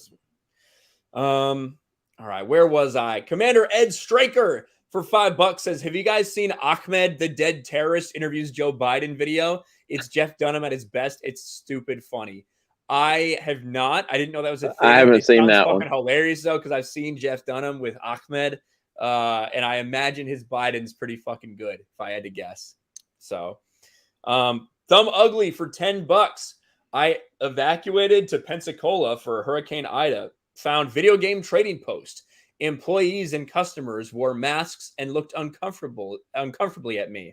I smiled, complimented their store, and proceeded. Stand up. There you go. Yeah. Thumb Ugly. Yep. It's just that, like I said, when you're, you know, it's all about, it's relative to where you're at. So like I said, you know, in Florida, come on, man. You know, Texas, come on, man. You know, and I went to some places. Lose a lot of employees. Yeah, lose a lot of employees and a lot of fucking patrons. Just people that like ain't nobody fucking going up in this fucking bitch with you forcing people to cover their face, motherfucker. But I do know those guys though. Those guys are good guys, so they're good people. Yeah, there you go. Yeah. Yeah. Zero Dark Hour discussion with JM Cruz says Goodfellas just proved that Eric's a capitalist, unlike Hassan. Got to have a Resident 6 multiplayer stream with Eric and Jeremy and Ryan commenting. Hell yeah. Yeah. I mean, capitalism is it's such an amazing thing. What are you talking about, Jeremy? It's evil. There's extra donuts everywhere. By the way, there's an abundance. Goddamn. Speaking of donuts, holy shit! There's a Dunkin' Donuts like every 2 fucking feet here. It's insane. Crazy with its holy Dunkin' crap, Donuts, man! I've never in my life seen so many Dunkin' Donuts. It's insane. Yeah, when I lived, I had forgotten about it because I lived in New York, in the state of New York, for a year while I was in the military because I was up there training for something. And there's a shit ton of fucking Dunkin' Donuts. And it wasn't until we were back in Boston, it's just, my God, literally Dunkin' Donuts fucking everywhere. It's everywhere. Yeah, it's crazy. It is crazy. And I haven't even eaten there since I've been up there. I like donuts, but I ate a couple times. Yes, you fucking did. We had Dunkin' Donuts in a goddamn car, motherfucker. You lying to me. Was those Dunkin' Donuts? Those came from 7-Eleven, right? No, there's a Dunkin' Donuts. It was in the gas station. Oh, see, I didn't know they were Dunkin' Donuts. So I just thought they were from the gas station. You just thought the fucking box that said Dunkin' Donuts. Well, I mean, I didn't think the fucking pizza came from Domino's or fucking Pizza Hut. It was a 7-Eleven pizza, motherfucker. The box was said 7-Eleven. Well, that's fine, and that's why. And you walked out of the fucking 7-Eleven with the fucking donuts, me thinking it's a goddamn 7-Eleven. Fuck you.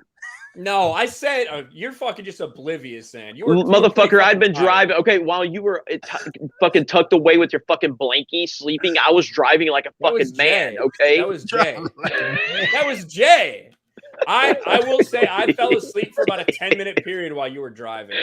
Oh man, I was sitting there driving like a dude. It got to the point when I drove like 20 straight hours. It was like when we finally got like in this area, I didn't know where the fuck I was. I was just like, I don't know what the fuck's going on. So I was out of it. And by the time we got there, me and Jay were like kind of amped up. Like he had slept for a decent amount. I hadn't, but I had stuff I wanted to do. So we like go to the gym. We go to Best Buy to buy cameras because we fucking forgot ours. And I go to Jeremy. I'm like, hey, Jeremy, I know you're about to sleep.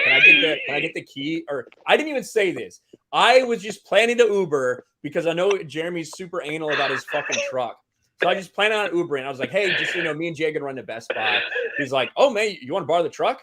And I'm like, I mean, yeah, if that's cool with you, I'll take the truck. He's like, well, you can't crash or anything. I'm like, oh yeah, no fucking shit. No shit. Yeah, I'm gonna ask you to borrow it, planning on crashing it. Yeah, I won't fucking crash it. He's like, oh, I don't know. Well, listen, when's the last time you drove? Have you ever drove a truck before? I said, yeah, I've driven a truck before. He's like, well, when? It's like 10 fucking years ago. I was like, oh man, I don't know. Well, here's the keys. Listen, all right, listen. You got to call me as soon as you're back. You got to call me, wake me up, let me know. I said, fuck you. I gave him the keys. I just said, fuck off. It's not worth it. I'll take a goddamn Uber. God. Motherfuckers acting like Han Solo with the Millennium Falcon before he hands it off to Lando.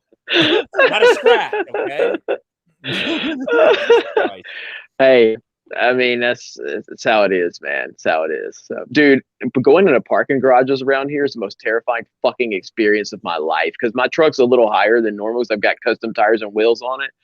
Holy shit, it's so terrifying here, dude. Like, it's my antenna hits everywhere I go. And I'm like, this ain't Texas, that's for sure. They don't fucking, St. Texas ain't Florida. So. See, when I took Tommy's truck into the parking lot, I just fucking drove normally. I was like, we've been through this before, really fine. No fucking problems. And then I messaged him like, hey, by the way, I scraped the roof of your car. Oh man.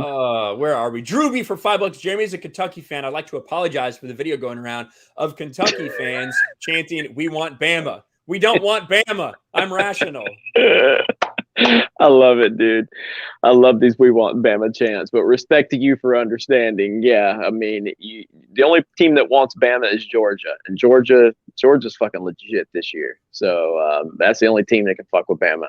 That's it. Yeah, that's right. The Gilk Man for $20 just got to point out that Massachusetts isn't as crazy as other states in the Northeast in terms of masks. Our governor is Republican. He's done a great job with COVID. Great seeing y'all. Yankees suck.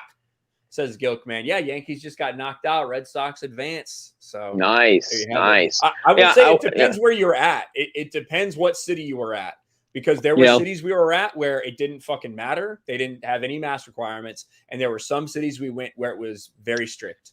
Yeah, like Natick was fine. You know what I mean? Natick was really cool. Beautiful place too, by the way. So yeah, Natick's beautiful.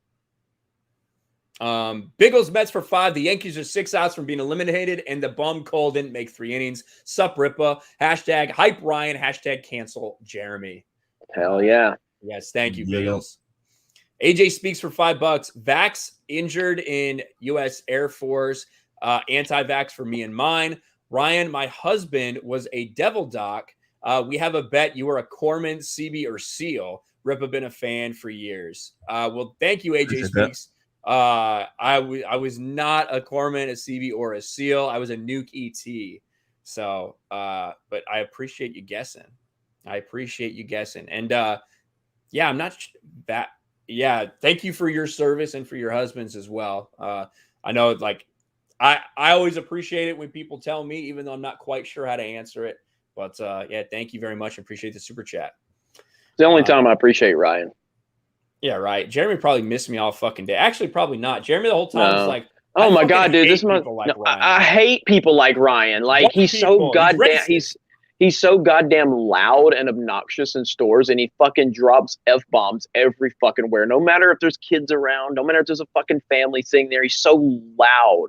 You're gonna learn someday. Fucking loud. He literally made people. Now, to be fair, they were double maskers, so not really upset about that. But he literally made people get up when we saw Venom, and they went from the back of the auditorium to the very front to get away from his loud ass.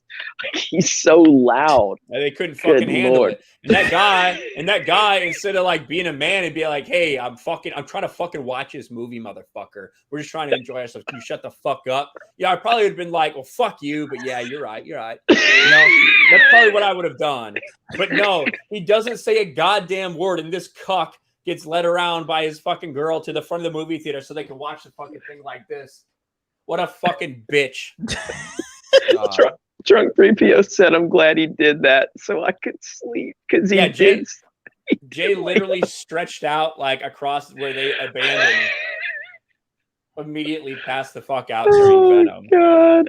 Oh man. It was like the way I talk on YouTube is exactly the way I talk in person. It's the same way I talk in the line at the grocery store, walking by Walmart. If I see something dumb, I'm going to make fun of it. That's just how it is. Oh, man.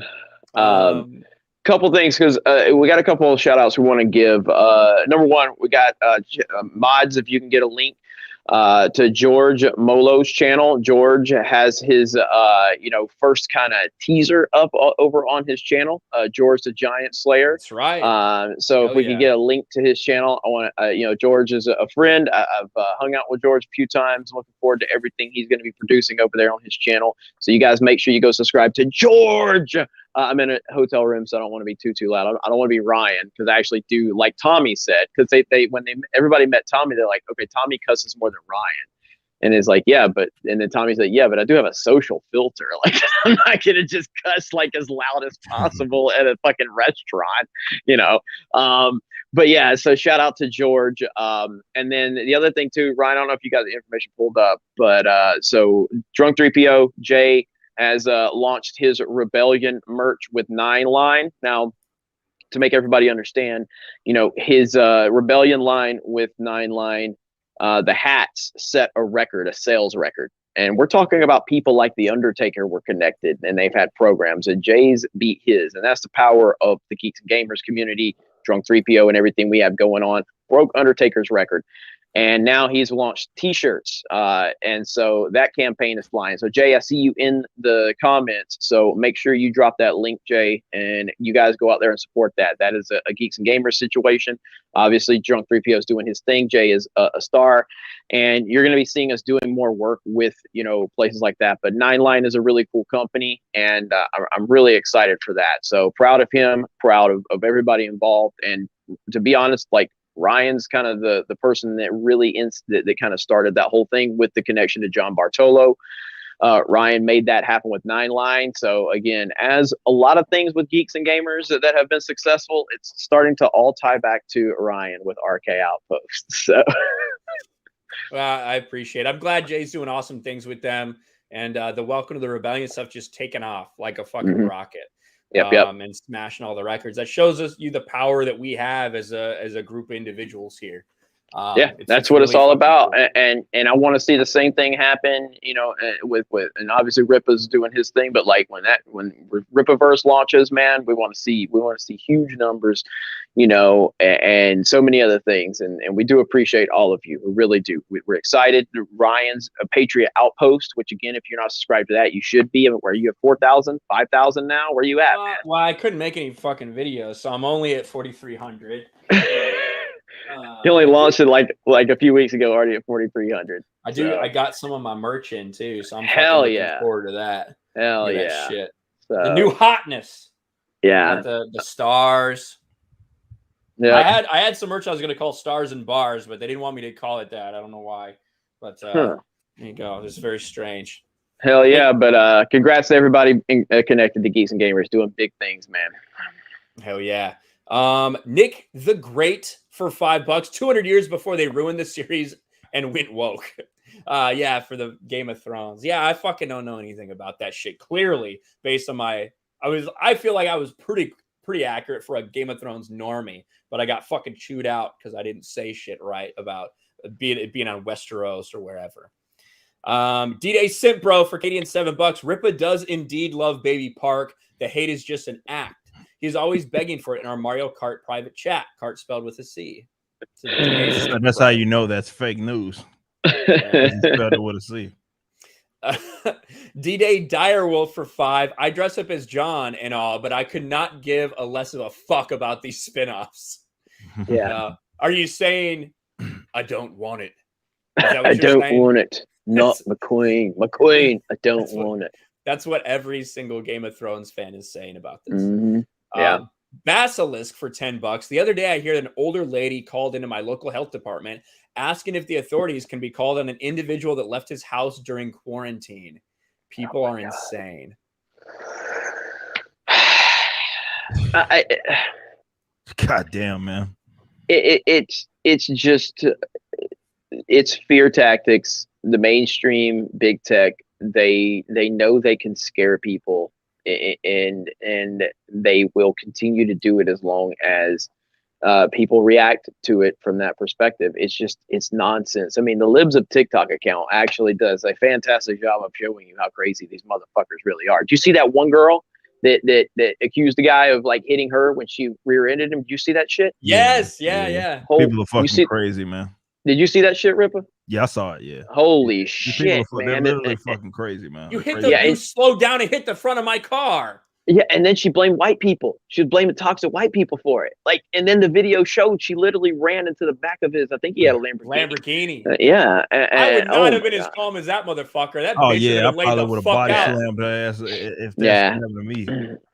Shit. I think he probably knew he had the receipt, so he was like, "Bitch, keep talking, because I'm gonna make you look fucking stupid." Yeah. So. Well, I guess when you have a Lamborghini, you probably have more money than just for that Lamborghini. You know? Yeah, that's true. He's probably just sitting there like, "Oh, okay, dumb bitch, go ahead." True. Not everyone's like me and like lives only like. I'm like, okay, I need this. If my car's fucked up, I'm like, fuck, what would I do? That guy's like, all right, we're good to go. Nick the Great. Some people are responsible. Nick the Great for $10. Season 8 of Game of Thrones continued rewatching, Season 8 of Game of Thrones ruined rewatching the series, especially all the character building was destroyed. Only person who loved Season 8 was Ryan Johnson and Neil Cuckman. Good old Neil Cuckman. You know what's funny at the game? I don't think we talked about this, Ryan. It shows how fucking stubborn we both are. Like, it was raining at the game, and and we were both like, we both had ponchos, like, and neither one of us would put one on. And I was just like, I finally got the point. Like, I'm getting soaked, and I'm like, I made a joke. I'm just standing there. I made a joke. I was like, well, fuck, I guess I'm going to put this on. And Ryan, and I was like, I look at Ryan, he goes, Ryan's like, I was just waiting for you to fucking put one on first. There was no way I was gonna pull that dumb shit out at first. I was not gonna do that. And then we both was like, all right, let's get these things on because they were just so fucking stubborn. Yeah. I had one of those real cheap see-through ones. Jeremy bought a Patriot one. So Jeremy's wearing a Patriot poncho over his Tampa Bay Buccaneers jersey. Yeah. That one looked way more comfortable though. It did. It was good. Simpsta Nova for Canadian $7. If you're not eating Chick-fil-A, you should be. Thank you, Simpsta Nova. Mike Hill for $5. I hated what they did to the Dragon Queen with the heel turn. I don't mind it. I think that it should have been done differently and over a couple seasons. Yeah. That the problem was it was done so quickly. Like there was no payoff to it. Like we've seen stuff like this. I mean, Ripa's going to know what I'm talking about, but like we've seen a heel turn in wrestling, that happens like in a shocking moment. You're like, oh my God, like I didn't see that coming, but okay, it felt right. Marty Jannetty, kicking Shawn Michaels, when Seth Rollins, turned on the like, oh shit, that's amazing. Hulk Hogan, NWO, like these things matter because of the storytelling that was going to take place after it. That whole Daenerys bullshit, like there was no logical reason to why it happened at all. It was just terrible. Trash. Let's hit a couple of these Streamlabs. Krista's lobster head for $5. Jeremy, she's feeding me nuggies, helping me regrow my body. When I do, I'm coming to pinch your ankles and stink up your truck. What? All right, I guess people need to understand that reference. I'll send you the link to that video so you can show it. I don't know what the hell's wrong with this girl. I really don't. She made Twitch partner. That's what's wrong with her. All right, here's the link. So essentially, we were at a restaurant at Patriot Place, and then Tugs and X-Ray Girl got a lobster, and then there's a head left, and Krista took it, started talking to it, named it, started explaining, what she was gonna like. Oh, I'm gonna take you on an adventure, and named it Sebastian, and all of this. And the rest is this is what she was doing, running through Patriot Place. All right. So Krista Nova is running through Patriot Place. She's skipping with a dead lobster head from dinner. Let's see. This is what she does. For all the people wondering what a Geeks and Gamers do, then she sees a candy store. Oh boy! And now she's found a cupcake place. Now, Ryan, back out and then go to the picture below that tweet and look at the store worker is. Look how the store worker's looking at Krista. That's fantastic. Jesus. She was like, what kind of nut job just ran? Anytime her X-Ray Girl did anything fucking dumb, I just looked right at whatever store price. I'm sorry, she's fucking Canadian. So I had to say that a lot. Tonight at dinner, X-Ray Girl was messing around with that stupid lobster head too. I just looked at her and said, what the hell's wrong with you? And she looked at me, she goes, stop Asian hate. It's like, damn, that was a good response. Oh man, we did our part to stop Asian hate. We saved an Asian man's life by changing his tire. Otherwise, he would have fucking died in the street. That dude was so fucking incapable. He couldn't do shit. What a pussy. Oh man, that was so funny. We're standing there, our first day in Boston, and a guy pulls up and he hits the curb with his tire. We heard it pop, like poof, and it was pretty obvious that he was not going to be able to handle the situation himself. So I walked up to, I was like, hey, do you have AAA? He goes, no. And I was like, all right, it's like, Ryan, come on, we gotta do this. And, shout out to Jay for standing there eating donuts the whole time while we were, changing the tire and saving an Asian man's life. So that's right. We helped him get back on his way. Eddie Lewis for $5. Jeremy, you hyped for Metroid Dread? I sure am. Oh yeah, absolutely, absolutely. I think that comes out in a couple of days, as a matter of fact. So yeah, I'm looking forward to that. So, and I know, speaking of Chris, I know she's gonna be playing that on her Twitch channel. I don't know if I'll be playing that like on the Twitch channel because there's just like I like playing the competitive games. Like, so me and Rippa, we're gonna be playing Hot Wheels Unleashed, even though he's been practicing on Lady Rippa's I have account. not been practicing. That is fake news. I specifically held off because I was waiting on him to get it. So there's no excuses when I kick his ass. What did you get it on? Is it on Switch?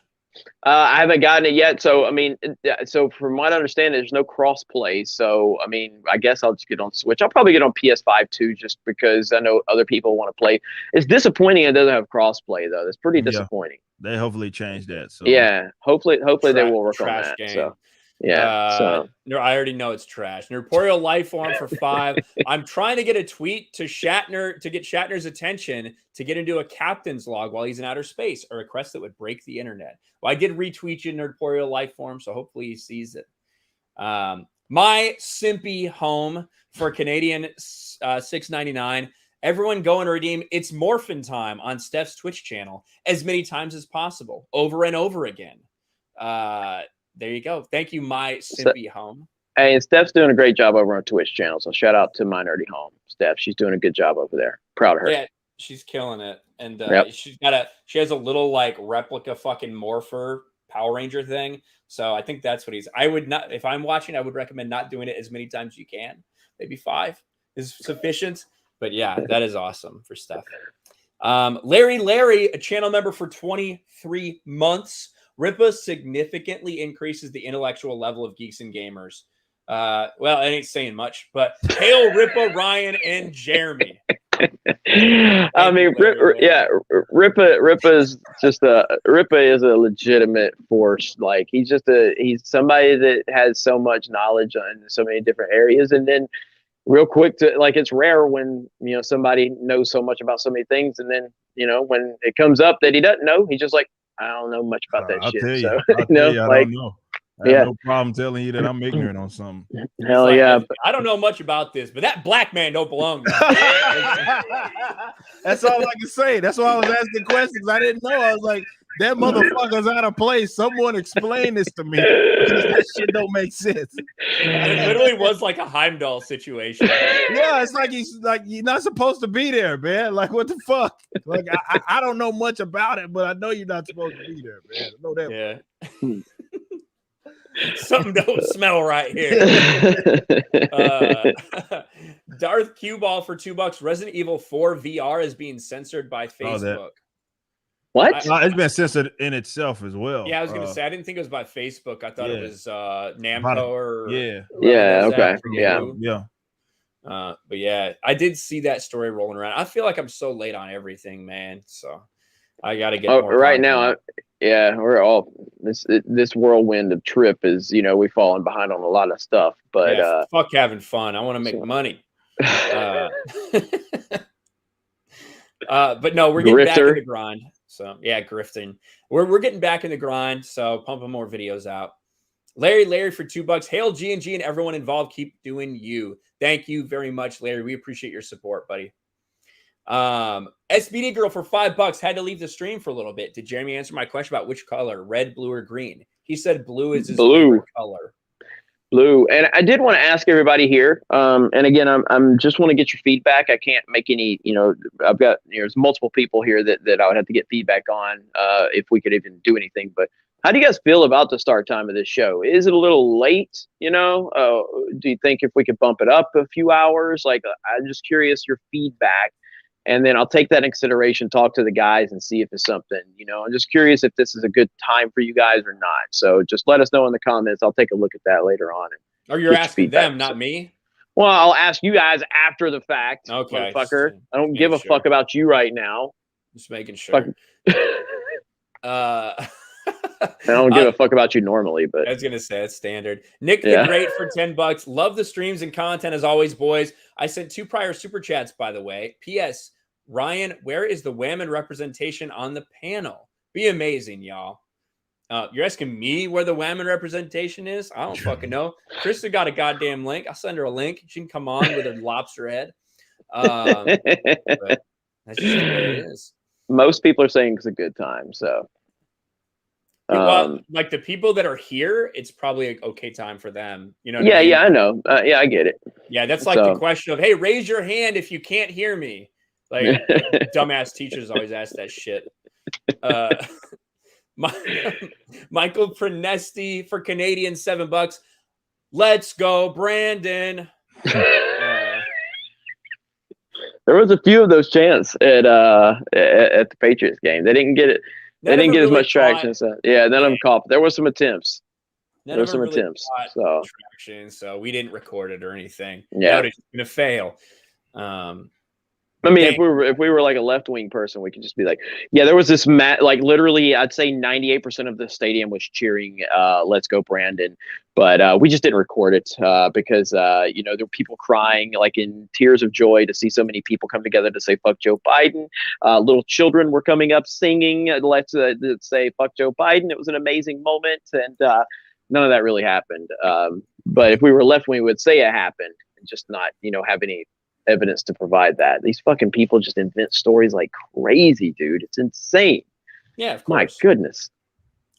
Speaking of insanity, when I saw this story today, I knew I had to talk about it because I knew we were going to talk to Ripa. And famously, this person exposed young Ripa for liking Luke Cage simply because Luke Cage is black. So I figured we had to talk about it because Brianna Wu, and I know what you're saying, that's not a great picture of Brianna Wu. To be honest, that's the best one we could find for this Bounding Into Comics thumbnail. She literally always looks fucking goofy. So there's a reason for that. That's not even fake news. Brianna Wu to helm new GamerGate TV series aimed at showing, quote, how the tactics of GamerGate led to Christchurch in January 6th. Oh my God. Now, there are some people that still, this little thing that went on in 2014 known as GamerGate that hasn't really been around in any meaningful form other than it just exposed all these people for the hacks and the losers and the fucking hypocrites, pieces of shit that they are. But like the group GamerGate, the term, it's not something that's used anymore other than by these like left-wing websites as some sort of boogeyman. And now they're literally about to make a TV series about it. This is going to be terrible. This is going to fail. But it's just so nonsensical. Ripa, did you see this shit when it got announced? Yeah, of course. Brianna Wu, man, that fucking chick's goddamn crazy. But yeah, I did see that. It's like the boogie. Well, for her, and there's a couple of her colleagues that, you know, they stick to that GamerGate thing as well as other things that have happened in the recent years. And what they have done is try to make them something that they're not in order for them to continue to attack it. Because without it, they don't have shit. Like Brianna Wu fades in obscurity without any of that. So at any given opportunity that she can use that to kind of keep her in some sort of spotlight, that's what the fuck Brianna Wu is going to do. But yeah, she's the fucking deranged. And like Gundam had a great quote tweet about that. It's a Gundam talking about that and wondered if it was going to include the part where, you know, she just assumes that because I'm black, I like Luke Cage just because he's black. Yeah, hopefully I got it pulled up. In the show. Whoever's producing it, if you want me to, I'll play myself. If I need to do that, I'll be glad to do it. Good Lord, man. There it is. It's so these people are nuts. Oh, didn't expect this to drop today. Cat's out of the bag. I'm working with Hollywood. I'll do it like Brandon would. I'm working with Hollywood on a GamerGate series for TV. Let me share with you the pitch and why it's a series that won't be a train wreck like the Law and Order episode. And, like, that's spot on, by the way, Ryan. And I can't do it for long. All right. GamerGate is not going to be a feminist melodrama about death threats. It's fiction. That is accurate. Yeah, that is basically everything about your attacks have been fucking fiction, motherfucker. So that's the give a credit, I guess, for that shit. So what they're doing is they're going to use GamerGate, and they're basically going to tell a fictional story about how people get radicalized by online extremists. That's what this is going to be about. This is so fucking I just want to know stupid. Who's going to play me, man. That's all I want to know. That guy at Target, clearly. the target model is going to play young Ripa. That's what I think. But yeah, it's going to be about the efforts of an institution to stop an extremist fringe from taking it over and how it fails. Kind of relevant, right? And then it's just so stupid. For anyone who thinks I do this to make money, I frankly find this to be a really sexist assumption. Oh my God. Like, these people have nothing else to fucking cling to that they have to go out on a limb and say, oh, well, shit, it's because of sexism. Like, that's a meme, dude. It's a fucking meme. Especially when about half the people that interact with Brianna Wu on a regular basis are not going to respect her pronouns, if you know what I'm saying. So the idea that you're saying that those accusations are coming from a sexist assumption doesn't really fly and jive when you know everything about Brianna Wu. Jesus. And then GamerGate seems to be really unhappy. I'm working with Hollywood to produce a TV show about who them. is she talking?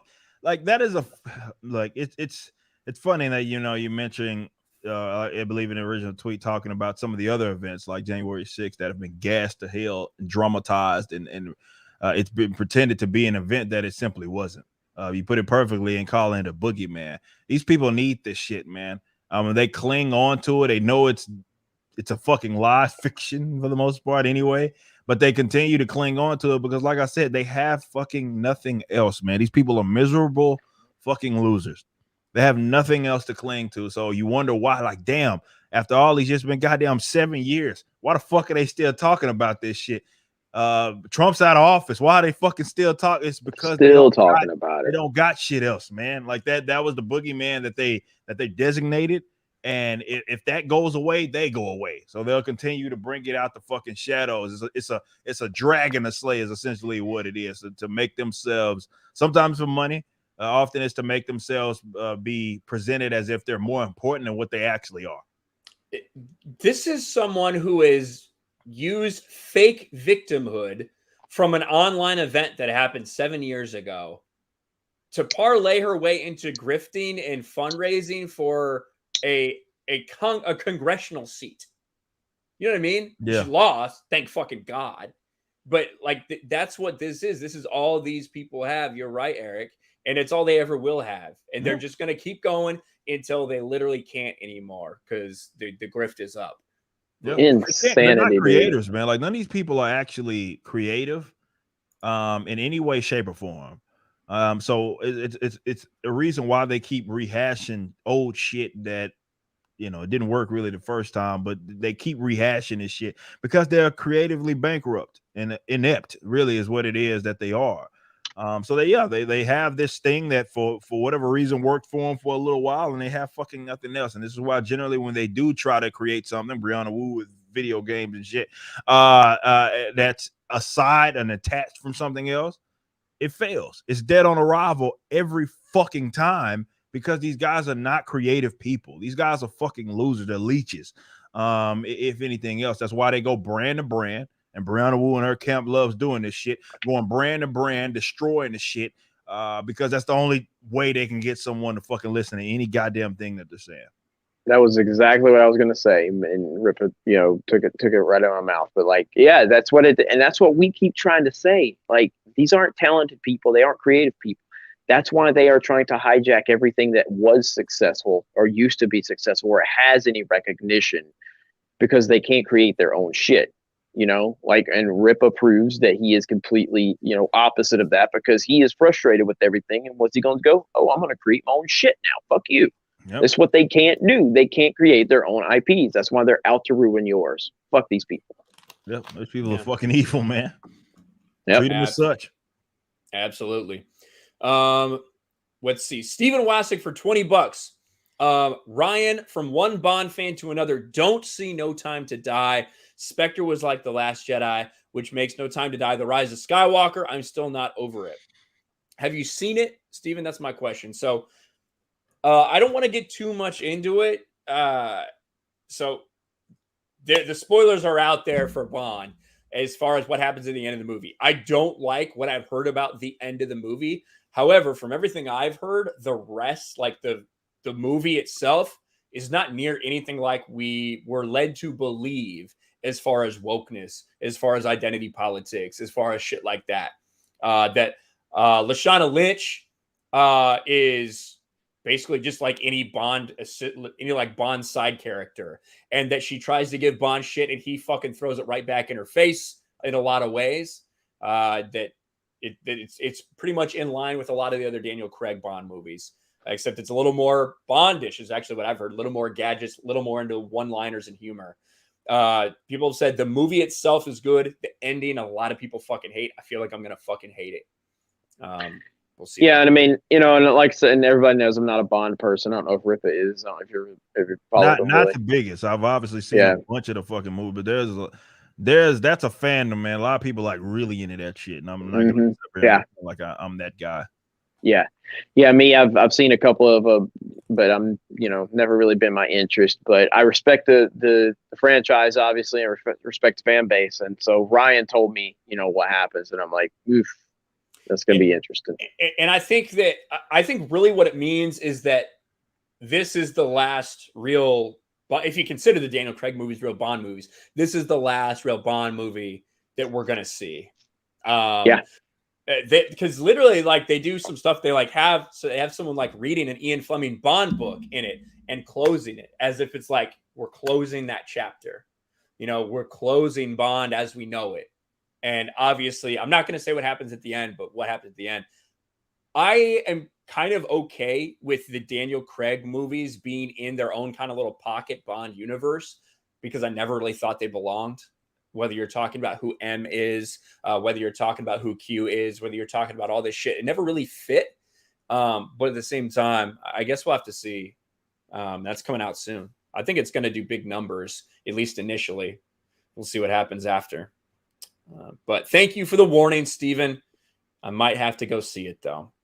Dr. Rachel Lindbergh for $5. Hail Tuesday night's main event. Enjoying the show while doing some fun art stuff, and well done calling it on the journalist attacking circus, Ryan. Well, thank you, Rachel. We saw Dr. Rachel Lindbergh at the meetup.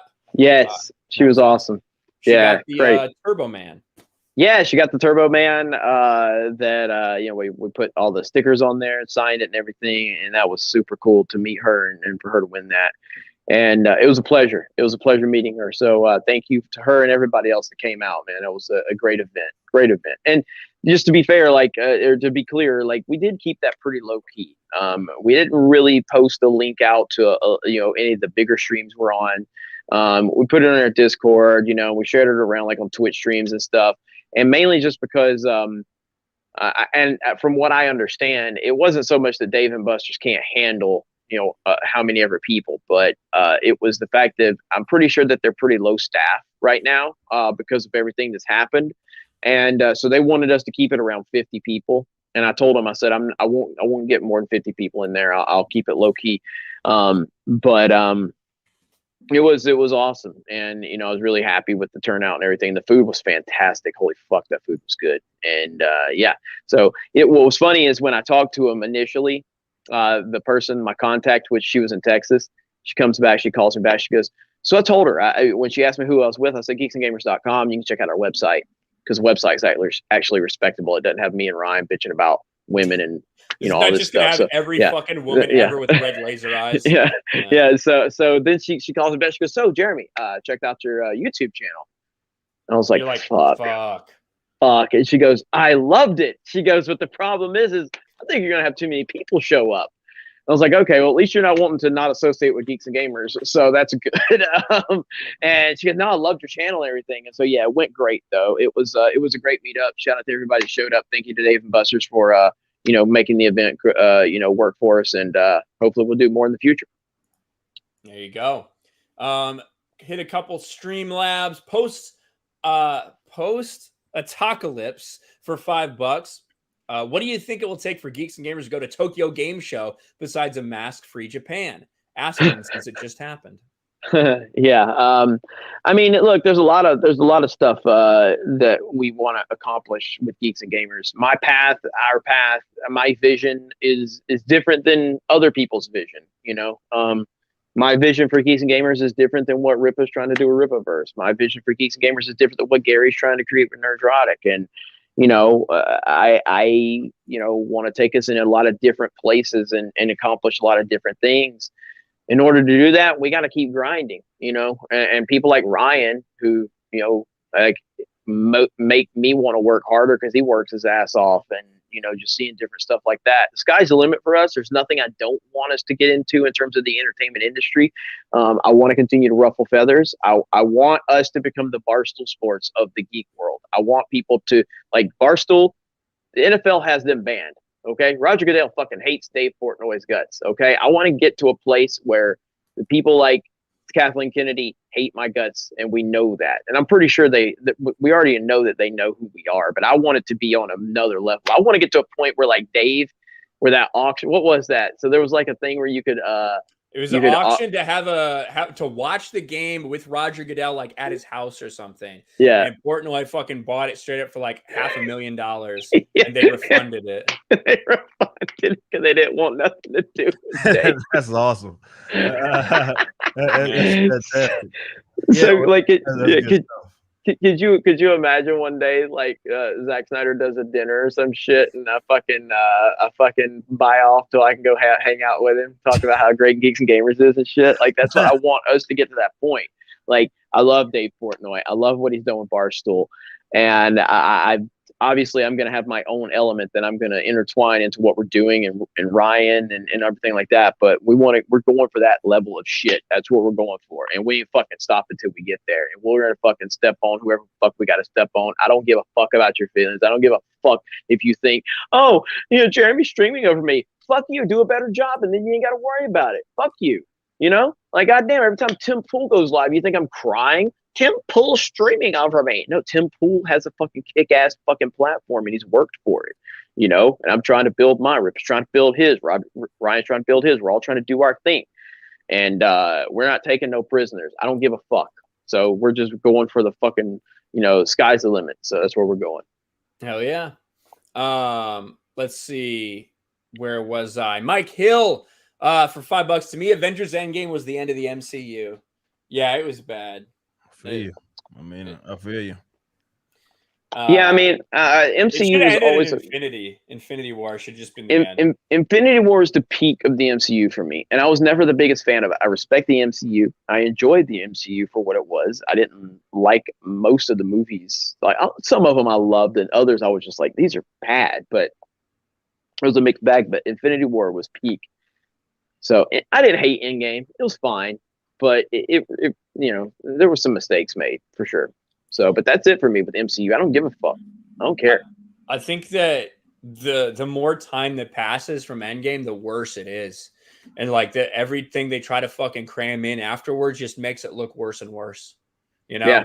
So I think that, like, that movie, like, I thought a lot about that movie on the drive home, and the more I thought about it, like, it's strange because it wraps up a big story that was such a big part of a lot of our lives for over a decade, like, so I guess a decade, 8 years or something like that. So everyone just, like, from a cultural standpoint, a lot of people are just attached to that. And the way they wrapped up Tony Stark's arc and the way that they wrapped up Captain America's arc, I don't agree with what they did with Captain America, but it's like, you have these guys that live their life a certain way. One of them sacrifices it all when the biggest criticism is that they couldn't do that. And the other makes kind of a selfish decision when the criticism was he could never do something like that. Like, it's just like, I get it. And I get why people felt really rewarded after it. But the more you think about the plot itself, it just falls apart. And the characters making decisions that they shouldn't have. The 5-year gap is all because, although Tony made this decision at the end that was selfless, it was a very selfish decision. Also, he could have had his kid, which he would have had anyway. Now you fucked everybody's entire lives up by saving the world doing it that way. I don't know. It's complicated and convoluted, and they did not think enough about it. Mike Hill for $5. I said that. The Under Armour Gamer for $5. When will Alex be back on the channel? Alex Jones? I mean, I'll get with him. I definitely have plans to bring him back or bring him on. I mean, he's never been on this channel. He was on Nerdrotic. That was Friday Night Tights, which is the Geeks and Gamers production. And yeah, I had the opportunity to bring him on to here instead of Friday Night Tights, but I felt like it's just better. Friday Night Tights is killing it, and that's just as much a part of Geeks and Gamers as anything else I have going on. And so I definitely will, look to bring Alex Jones onto this channel in the near future. Once I get back, I'll talk to him, and then we'll see what we can work out. Hell yeah. Dose Gecko for 5. Ryan, you crushed Tugs and X-Ray Girl in that race, bro. Mad respect. You're like the next Andrea Yearwood, bro. Is that a female racer or something? Andrea? I don't know. I was racing against a computer in the race. Well, no, he's talking about the race, the fucking race outside of the movie theater. Yes. Yeah, when I was not about to Ripple would respect me for that. Fucking you saw that clip, Ripple? I ran as fast up, well, not as fast as I could, but pretty fucking fast against Tugs and X-Ray Girl. Oh, no. Okay. That's this is what I love, like when Rippa, whenever I beat him on Mario Kart, and to be fair, Rippa's fucking gotten really good. So like but whenever I do beat him, he goes, "This mother." He's like, Rippa's gotten really good at Mario Kart. Like he's good at Mario Kart. But whenever I win, Rippa's like, this motherfucker is trying as hard as he has ever tried. And I had a bad game and he still barely beat me. This motherfucker's trying as hard as he's ever tried. And I'm sitting there talking shit to him, but inside I'm laughing. I'm like, this bitch, that's funny. But so we're out there live streaming before Venom 2. And I'm just holding the gimbal. Everybody's behind me bullshitting and all kind of stuff going on with the X-Ray Girl and Krista and Tugs. There's bullshit and Jay's back there. And they start like doing a race or something. And Ryan's like, I'll beat all their fucking asses. He's just talking shit to them. And then like they have a race on foot. And Ryan like absolutely put the throttle down. Like he was like, no, I'm not even going to like, I'm not gonna halfway beat these girls. I'm gonna beat the shit out of them. I started from behind. I was like, I'll give you guys a head start. I started from way behind them. And I was past X-Ray Girl before she took her first step.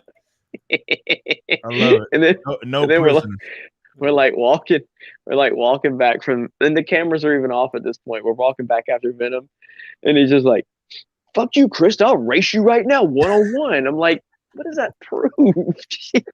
I love it. Then there's no question. I'm looking for this clip, but I don't know where it's at. I love it. Straight competitive. I love it. Yeah, so good, man. I love it. Ain't no fucking prisoners, man. I got no idea where this goddamn clip is. I can't find it. I don't remember where that shit is either. But yeah, I mean, but again, and I'm just kind of do the sports radio thing where I kind of recap one more thing. But like I said, this is kind of like, this will be next week is going to be our launching off point for this show. And we're going to be, I'll be back home. We'll be back. We'll get some guests on here and we're going to just let it go. We're going to see what it becomes. And we want your feedback. We want you guys to give us, whatever feedback you want and suggestions. Ryan, you need to play that clip from Mr. Grant Gregory whenever you get ready. Okay. And and we've been, like I said, we officially kind of launched the name a couple weeks ago with Adam Krigler, and then last week we did me, Jay, and Ryan from the road, and then we're doing this one, and then I'll be back home next week. We'll be ready to kick ass. I can't wait. All right, let me find. God, where the fuck did that video go?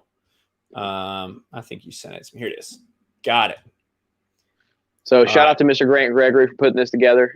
He told us he was working on this, and this is awesome. This is good stuff right here. It's really fucking good, man. It really is. All right, let's watch it from Mr. Grant Gregory. Rated H for humorless. You have seen Mario Kart Sunday. You pick the same map every race. Suck my dick. You have seen Friday Night Tights. Privately and publicly, no matter how. Jeremy, no. Now hold on to your giblets, because here comes Tuesday Night Main Event.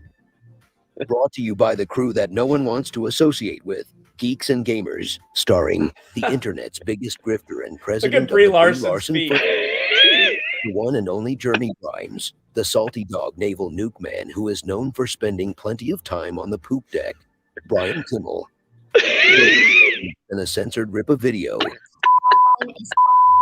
And I expose on the internet. The only woman on the planet that has been referred to as a baguette, Darth Barbie Nova. He can rap. He can rant. The man with ankles so tasty everyone wants to fight him. So weird. Hung Ripper 59 silly, with man. special guests So from goofy. Jay Carano, Limus, that girl from Shang-Chi, her husband Vision, a magical naked flying New Zealander, the Nerdaholic, Gary Sudaconic, three-quarter white Minnie Crowder, the world's tallest midget, and many more. Tuesday night main event, because you know what? It's so silly, man. Holy Oh, fuck, man. that's good, dude. That is some good shit, man. Holy hell, man. So silly, man. That is awesome, man. I love, dude, them skinny ass legs of Ripper. Yeah, no, they're certainly in my legs. That's the fucking shit. The Brie Larson in the background with her feet. I didn't see that the first time. I just saw your shirt. Hell yeah, man. That's great. Shout out Mr. That is Grant awesome. Gregory. I saw Steph putting his link in the chat, so definitely go check it out. Yeah, that's good stuff. I mean, that's obviously, what Friday Night Tights has become. Perry Chan has been so instrumental to the personality of that, and Mr. Grant Gregory trying to bring that to Tuesday night's main event, and I love it, and I want to see more of it, man. So shout out to you. I appreciate you, bud. I think I follow you on Twitter, so I'm gonna shoot you a message and we'll talk more, man. That was good stuff. Hell yeah. NJ Scoundrel for 5. Don't know what film you saw, but Venom was a total homosexual for Eddie Brock by the end of the movie, complete with a gay coming out party. What the fuck? I disagree. Like, they were literally making fun of this like rave with a bunch of gay people there. In fact, when Venom shows up, he says, "Look at all these weirdos here." That's what he says about all the gay people. They use that like he was talking about being away from Eddie Brock. And that got completely twisted and gaslit by the media into something that made people see what they wanted you to see. That's what I think. Yeah, I mean, I look, I totally understand. Like, look, we're in a time where everybody's kind of hypersensitive to wokeness. Everybody's hypersensitive to it. And, I totally respect that and understand that. There's times like, if you go back to Game of Thrones season 8, episode 3, I think it was episode 2. I think, I can't remember. It's all fucking blur. But I accused them of going identity politics, and I was wrong. They were not going identity politics. It was just bad fucking storytelling. It was terrible fucking storytelling. And so I kind of jumped the gun on that. I'm not saying you're necessarily wrong. You got your own perspective on that. I disagree. I don't think that Venom was pushing that at all. I actually agree with Ryan, which it really hurts the soul because I really fucking don't like Ryan. But I agree with him on that, and I didn't take it as that. But you got your perspective, and I respect that. I don't see it. Yeah, like he loves Anne, and Venom wants him to be with Anne. It's like a plot in the movie. Yeah. But I just think if those articles hadn't been out there that were caused by the activist reporter, then I don't think anybody sees that at all. Yeah. So I agree. Like I think they were literally making fun. They were like making fun of coming out parties in a way.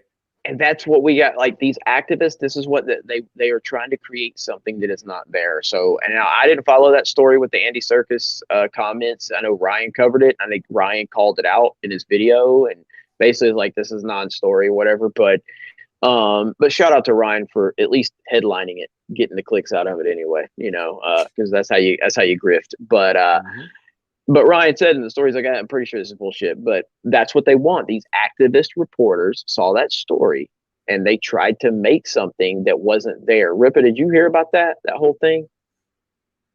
Yeah, I did. Initially, I heard about it. But what the hell is going on with this damn thing? Anyway, but it was weird because it came out of nowhere. So I was questionable on it, like anyway. But yeah, obviously it's out, and it will be way bigger of a deal if that was actually like at least blatant. You know what I mean? If that was going to be the case, we know it now, and I haven't seen it, so Yeah, but I did hear about that initial shit. I didn't cover the story for that reason. Like I was like, it's kind of weird, man, kind of random. I won't put it past them, but it is kind of fucking random. And that's why it's easy to believe that. You know, it's easy to believe that headline from all because the shit if they did it, you'd be like, "What shit?" Of course they did. Yeah, exactly. And what they do is they have him at this rave with obviously like a bunch of gay people like being themselves, and he is separated from Eddie, right? They're no longer like symbiotic, right? He says, "Fuck you, I'm doing my own thing," and he's just like on some random person that he found until he kills him off because he's like, you know, inhabiting their body, and he just wants to be Venom. He doesn't want to have anything to do, so he feels like he's himself. So they're kind of making a parody of people coming out by him saying, "I'm just happy to be me," saying what he's thinking, and all these gay people, "You go, man, be yourself," kind of thing. That's what's happening. It doesn't have anything to do with their relationship. So, but anyway, Big O's Mets for $5. Yankees lose. ESPN sucks. Ripa is Candace Owens to these types. They don't even realize he's different. Yeah, I mean, I've been called black. I've been called like. First of all, I've been doing this longer than her, which is why it's so disrespectful for someone to like be like, because she started kind of being in the political sphere when she was doing that. Like, I forget what that little series that she did was called. And I was like doing shit way before that. But yeah, to stupid people, there's no difference. It's a black non-leftist, and therefore I want to be like someone I've been doing this shit longer than, who politically I am not the same as. That's why I make fun of these people, because they're fucking retarded. Yeah. And I'm not saying you should make fun of retarded people, but retarded people that try to present themselves as smart people, yeah, they get what they fucking deserve, 100%. Yeah, because I mean, like the whole thing is like to people that don't like us, Ripa is viewed as a black guy. I don't view Ripa as a black guy. I view him as a sorry ass Mario Kart player, and that's how I think everybody should view him. Define him on his resume, which can't be updated properly. That's it, you know.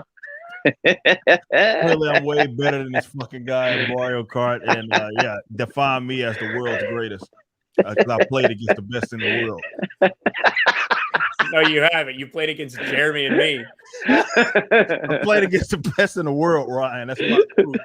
Uche's played against the fucking computer before he played us. That's about it. How do I turn these bumpers on? He's like, "Oh man, got to update the game. Version 1.01. What? Best in the world. Best in the world." I would say I don't view Ripa as a black man either, but I did just literally took a picture of a random black man that looked like him and said, "I just met young Ripa." So I might be lying. No, well, to be fair, I said, because I don't even know if we showed you that clip. There was some fucking clip of like Ryan Johnson that looked like Ryan, like an older version of it. It was weird. I gotta find that because I put it in a thumbnail, and I was like, "Fuck!" Like, yeah, he does look like fucking Ryan. Like, yeah, like an older version of Ryan. It was weird, man. Pull up the meme I put with you and Matt Damon, or was it Matt Damon? Yeah, Matt Damon. Yeah. That's just perfect, dude. That is like perfect, that is the most perfect. I don't know if Ripa saw that one or not. So this is a hashtag angry. Like when I put that on. Hashtag angry white male right here. I mean, this is. I remember people they took that picture of Matt Damon and he's like, he looks like he's angry enough to make a car video about a Star Wars female Star Wars character. I think that was Jordan Mason that said that. Yeah, right there. Check it out.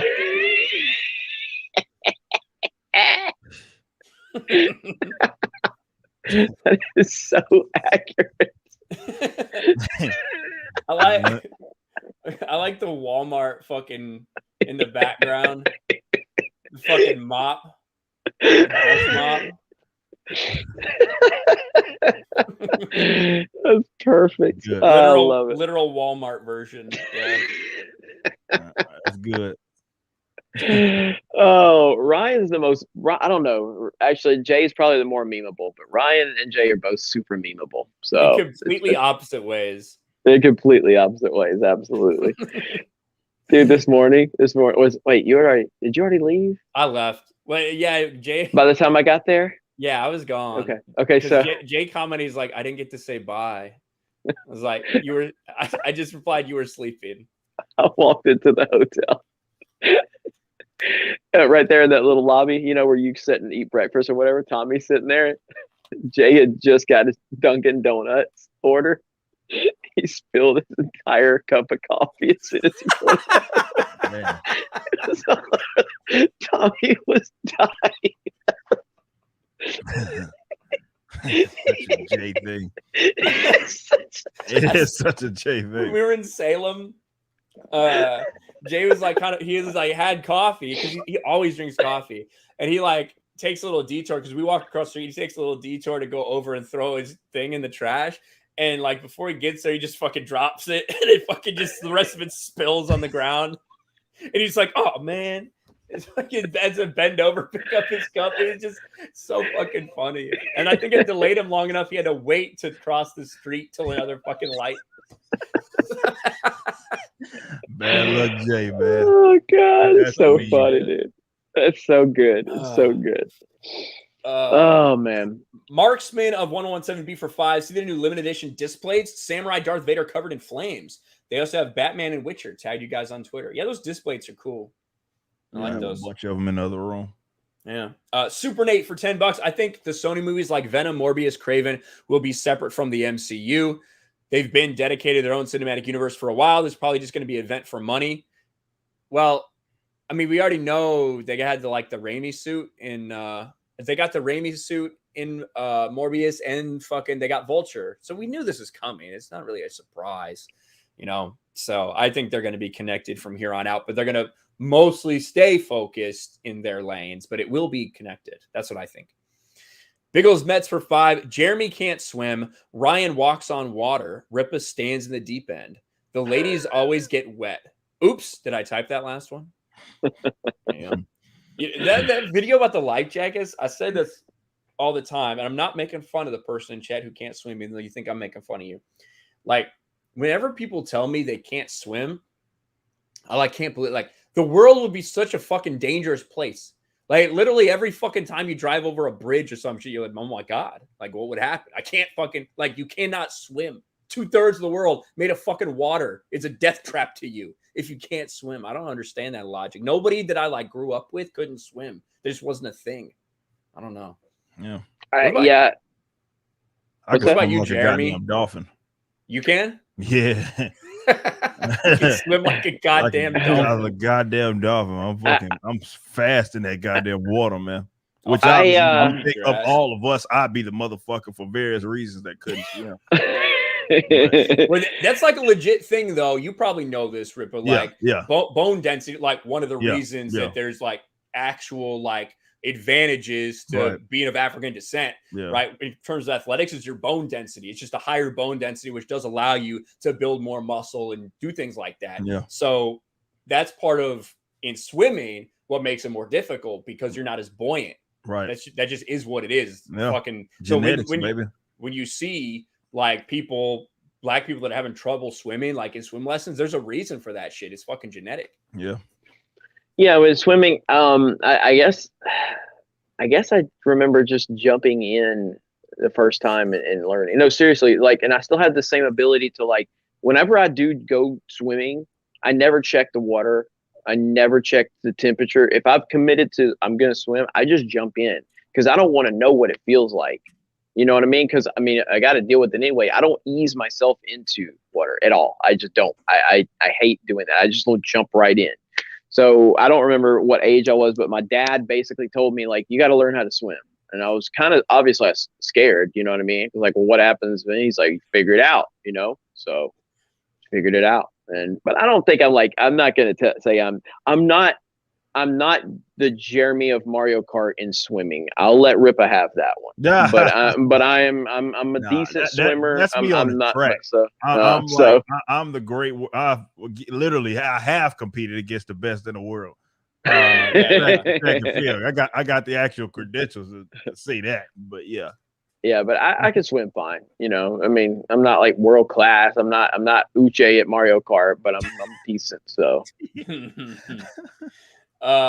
Let's see. Marks of Man 117B for $5. I tagged you guys in a 1-minute motivational video that more people need to hear. It's amazing how much we need to hear words like that.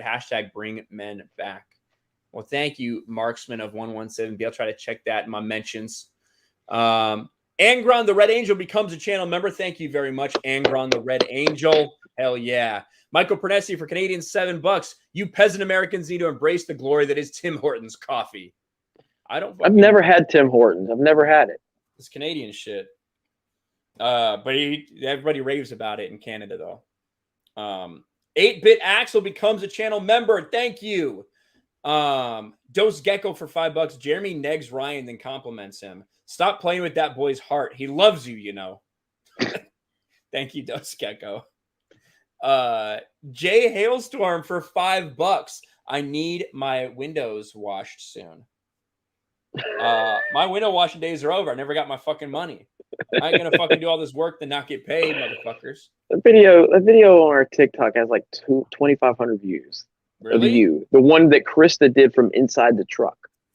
But the That's one like that a good one. But the one that Tommy dancing and then Jay coming up and saying, that one's got like 10,000 views already. Jesus. TikTok is dumb. It is dumb. That's why we're putting dumb shit on it. So Semper Barta for $5. Ryan being loud and obnoxious makes sense now. I know he was in the Navy. Much love, brother. CBRN Devil Dog here. Hell yeah, bro. Thanks for the service. You as well, man. Thank you very much. Yeah, it does make more sense now. Also, so do the Fed pictures. Uber driver of the apocalypse for $5. What the fuck this shit say? Non-CB said Patrie. Is that Latin? I don't know. Ryan. Well, thank you very much. I don't know exactly what that means. F. Jeremy wins the Rippaverse. Great stream, guys. We got an ETA on the Rippaverse yet?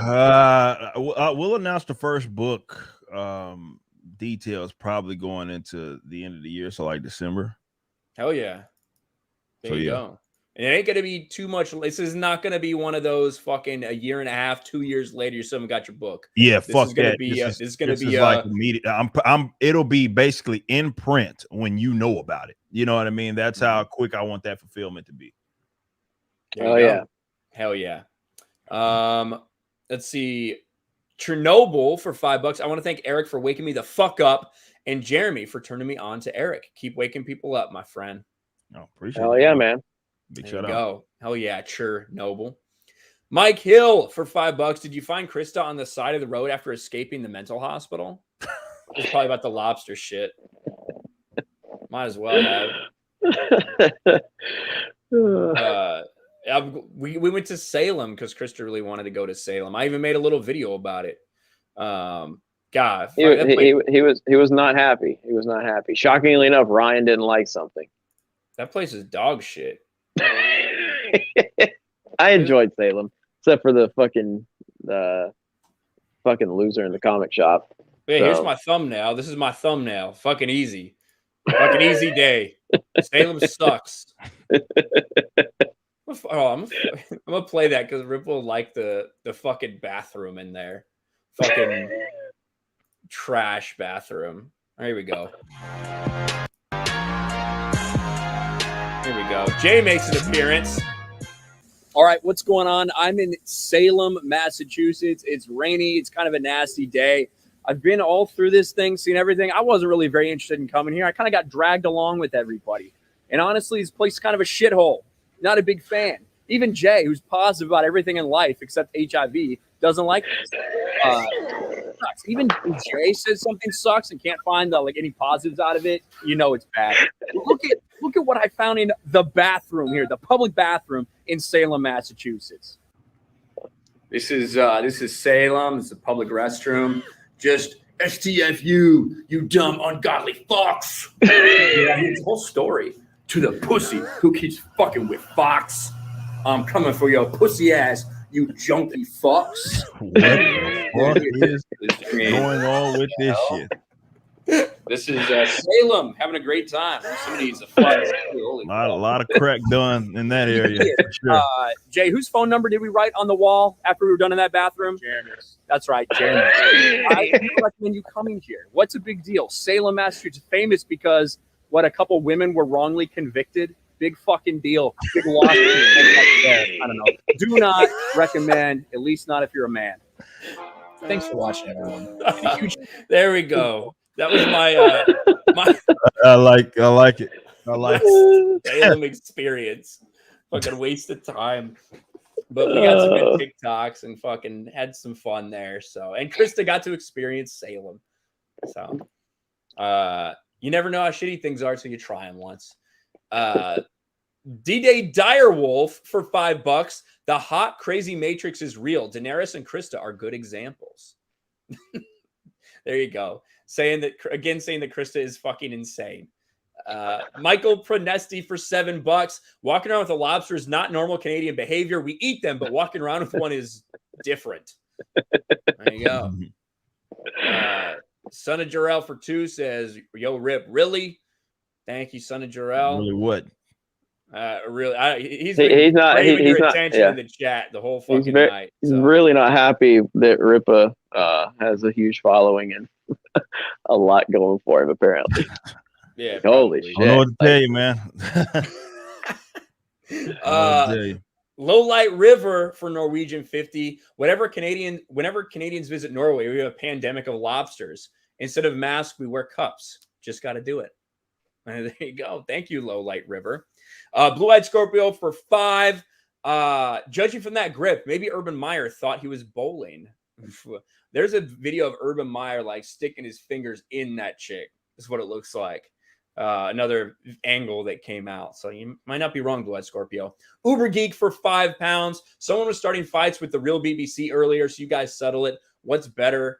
I don't think that's going to be much of a contest. Man of Steel or Superman 2, the Donner Cut?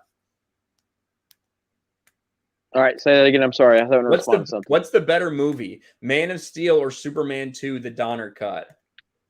Superman 2, the Donner Cut. You fucking kidding me? Easily. It's not even close. What do you say, Ripa? Look, when I look at it, or rather I think fucking Superman, like as far as why I think Man of Steel gets wrongfully ragged in terms of a lot of different shit. In terms of its action in a believable like Superman universe, it's really the first kind of legitimate thing outside of animation that we've got. And yeah, a lot of that's because of the technological advancements that they've been able to do with CGI and all this other stuff. But that's more so. I know a lot of people like to get into like soft, all of, drunk Superman, all that. I don't give a fuck about none of that shit, to be completely honest.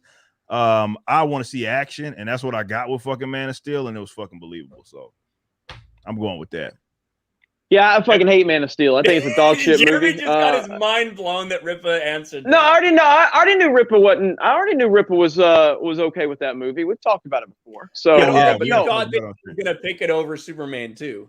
Not necessarily, because he's never been overly critical of Man of Steel. But no, I hate Man of Steel. I think it's a dog shit movie. I think it's a dog shit interpretation of Superman. I think it's, and again, I'm a Nolan fan. I love Christopher Nolan. That is a Christopher Nolan movie.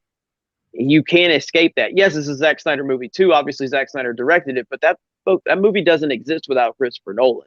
And it's got that dark template, that dark kind of aspect that Christopher Nolan made so popular with the Dark Knight movies, which were fantastic. And I hate how Superman is portrayed in that movie. I hate how sad he is. I hate that him and Lois have no chemistry whatsoever. I hate that he's disrespectful. Like, if you look at like Superman, how he's always been respectful of the planet he's on. Superman in that movie is like, oh, I'm just going to destroy military equipment to get your attention. It's just, I don't like that interpretation at all. I like the first 45 minutes of Man of Steel. And I had my last Jedi moment with Man of Steel, because when I first watched Man of Steel, I loved Man of Steel. I did. And then I watched it more and thought about it. And I was like, no, because I wanted to love Man of Steel because I love Superman. And I think Henry Cavill is perfect in that role in terms of that's the perfect cast. You look at the overall cast. The only person I don't like in that movie in terms of casting is Amy Adams. I think she's dog shit as Lois. I think she's fucking horrendous Lois. And I think she's a really good actress. But I respect the fact that, look, I've talked about Man of Steel has a massive following. People love that movie. I acknowledge that. I just hate it. I can't stand it. Yeah. And don't give me the bullshit about he's not experienced. I hate that fucking argument. You know, that's the argument the Man of Steel fans always go to. Oh, he didn't have experience. Yeah, we see a lot of fucking superheroes that don't have experience. they still don't sit there and make out with a woman they have no chemistry with while fucking people are, losing their lives all around them from the mess that they created. And then they retroactively tried to fix that shit in Batman versus Superman by having Batman run into those buildings. Anyway, so I think that like Superman 2 is the definitive like classical Superman movie. You know what I mean? Like when you think of like classic era Superman put on screen, I think that it's Christopher Reeve. I think it's that movie. I would rather watch Man of Steel 10 times out of 10 than watch that. But I respect what it is. You know what I mean? It's just it's two fucking completely different eras. So yeah, I mean, and the other thing too with with just the Donner era, like, or those Donner films, like if you look at what's his fucking name, who did Superman Returns? What's the fucking the guy, Bryan Singer. Bryan Singer. He tried to do nothing but recreate the Donner Superman, the Christopher Reeve Superman. It's not good. I thought Brandon Routh was good. I didn't think the movie was good. I thought the movie is terrible. And I actually think, if I'm not like using hyperbole, I think Man of Steel is a better movie than Superman Returns by a mile. But I'll take Superman 1 and 2 all day over Man of Steel. Well, there you go, Uber Geek. Hope you got what you wanted. Let's see. D-Day Direwolf for $5. That impression was spot on, Ryan. Does it have anything to do with that accent with X-Ray Girl? Oh, when she fucking hit me in the nuts? Maybe. Basically what happened to Brianna Wu. Just a little more aggressive. North Viking for $2. Great stream. Got to run to support my boy Ricada. Yes, Nick Ricada is fucking awesome. We love Nick Ricada. Yep.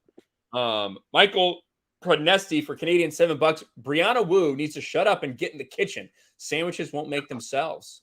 I wouldn't want that. I wouldn't want that motherfucker touching my sandwiches. Fuck that. Yeah, I wouldn't. Like, I would say, I would take someone with an entirety of life's experience, in that role, to make my sandwiches. That's how I'll frame it. That's how I'll put it. Thank you, Michael. Blue-Eyed Scorpio for $20. Gary's going to be on Tim Pool. Gary is indeed going to be on Tim Pool. I think that's next week, right? 10/15. So so it's 15th of October. Make sure you guys go over there, support Gary. Then it's going to be awesome. I'm really happy for Gary. I'm personally not the biggest fan of Tim Pool myself, and I don't mean that like in a negative way. I don't watch Tim Pool. I respect the fuck out of Tim Pool. I respect him immensely. I respect what he's done. I respected that he has, pulled no punches in getting there, and he deserves everything he has. I just don't watch the guy that much unless he's got a guest on that I am interested. I know Ripa's been on there. I guess you know Tim, like you know him, or do y'all just know of each other kind of casually? Well, I mean, we know been on the show. Yeah, I've been on the show. No, I know he's been on the show, but I'm saying, like, do you guys like? No, we don't chat outside. Okay. Not really. Okay. Not like, so I can't say I have a personal relationship with him or anything. I can't say that now. Gotcha.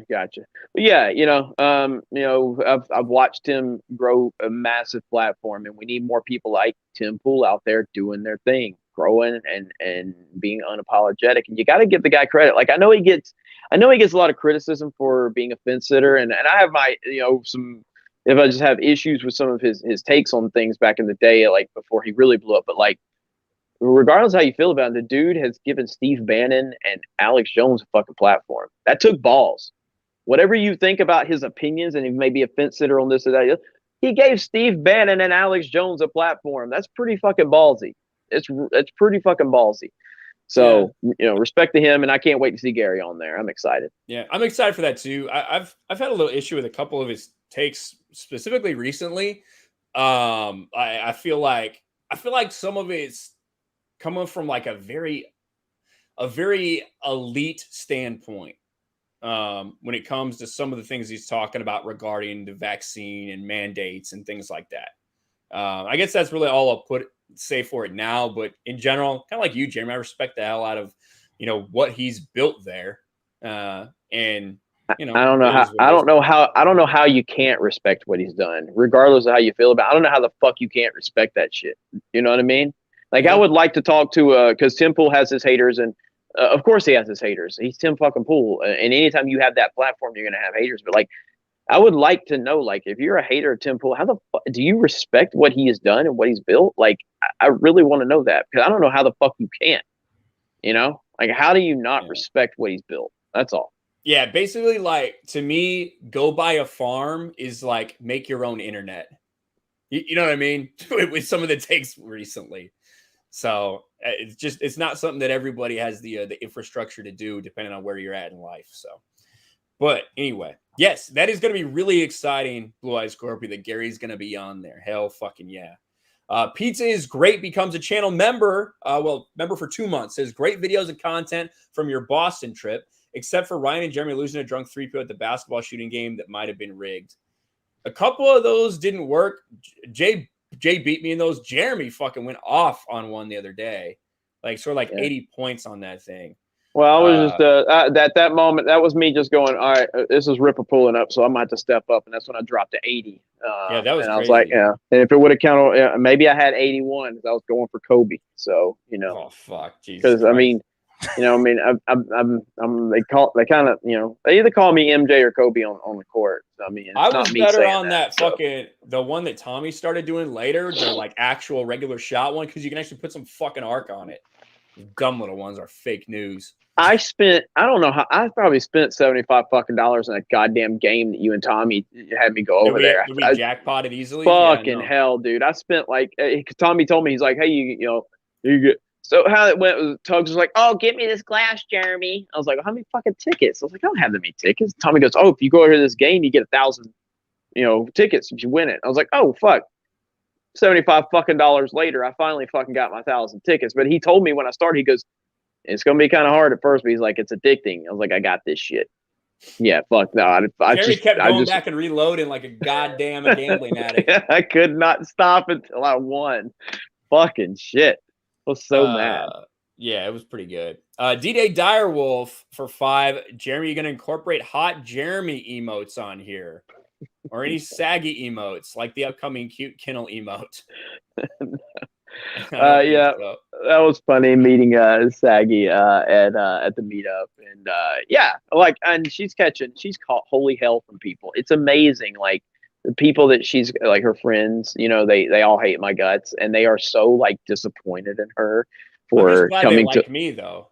Yeah, oh yeah, they love you, but that's the whole thing. Like, I don't care. Like, I know that like that she was like, this person knows nothing but bad stuff about us. Okay, so from what she's heard, okay, nothing but bad stuff. Now, I don't think that people understand how intimidating of that is to come to a meetup by people that you've heard nothing but horrible things about. Like, oh, the Geeks Gamers people are terrible. They're toxic. They hate women. They hate black people. They do this. They do that. For that person to, because we saw everybody that RSVP'd. So for that person to come and walk into that environment, not knowing what they were going to get, and obviously all the shit that's said about us is bullshit. But I respect that. I respect somebody coming in there, meeting us. It was great. It was nice. No judgment on us about who your friends are, even though your friends are very judgmental about you coming to see us. That says a lot more about them than us, because I don't care who you're friends with. But it's thank you to everybody that showed up at that meetup. It was good shit. Yeah, that was fucking awesome. Really was. Imagine getting mad that someone hung out with someone else. Ripa, have you ever experienced that? Where like one of your friends says, Eric, I can't believe you hung out with that toxic person. What is wrong with you? That's like, fucking whack. Nah. Eric doesn't have any friends. Yeah, that was another thing I was about to say. I got I can count them fucking on my fucking on 2 fingers, I guess. But on the serious note, like you get people that, for example, me being a libertarian, like I get this all the time actually. And I make my rounds, right? I'll go talk to any fucking body about whatever the fuck's going on. So I remember when, like, for example, when I first started doing Blaze shit, you had like idiots who were like, they treat libertarianism like it's the cool kids clubs. So they were so upset and irate. They obviously got over it. It wouldn't have mattered if they did or not. But when that first happened, they got irate at the idea that I would show up on like a platform, traditional conservative, that has a lot of like conservative. Even though like Matt Kibbe's on there, who's a libertarian, like there's other non-traditional like conservatives on there anyway. But yeah, they didn't like that. They didn't fucking, there were people that were like, oh, how could he do that? It's like, what? How could I expose a bigger audience to fucking libertarianism? Like, of course I could fucking do that. You know what I mean? I can do that. And I do it. Obviously, there's been definitely in the past year, the amounts of people that have grown more like accustomed to what actual libertarianism is. It can be attributed to the fact that I'll just go fucking talk to anybody. You know what I mean? Like fucking whatever. I go chat with anybody about what it is that I believe in because I'm actually knowledgeable on my subjects.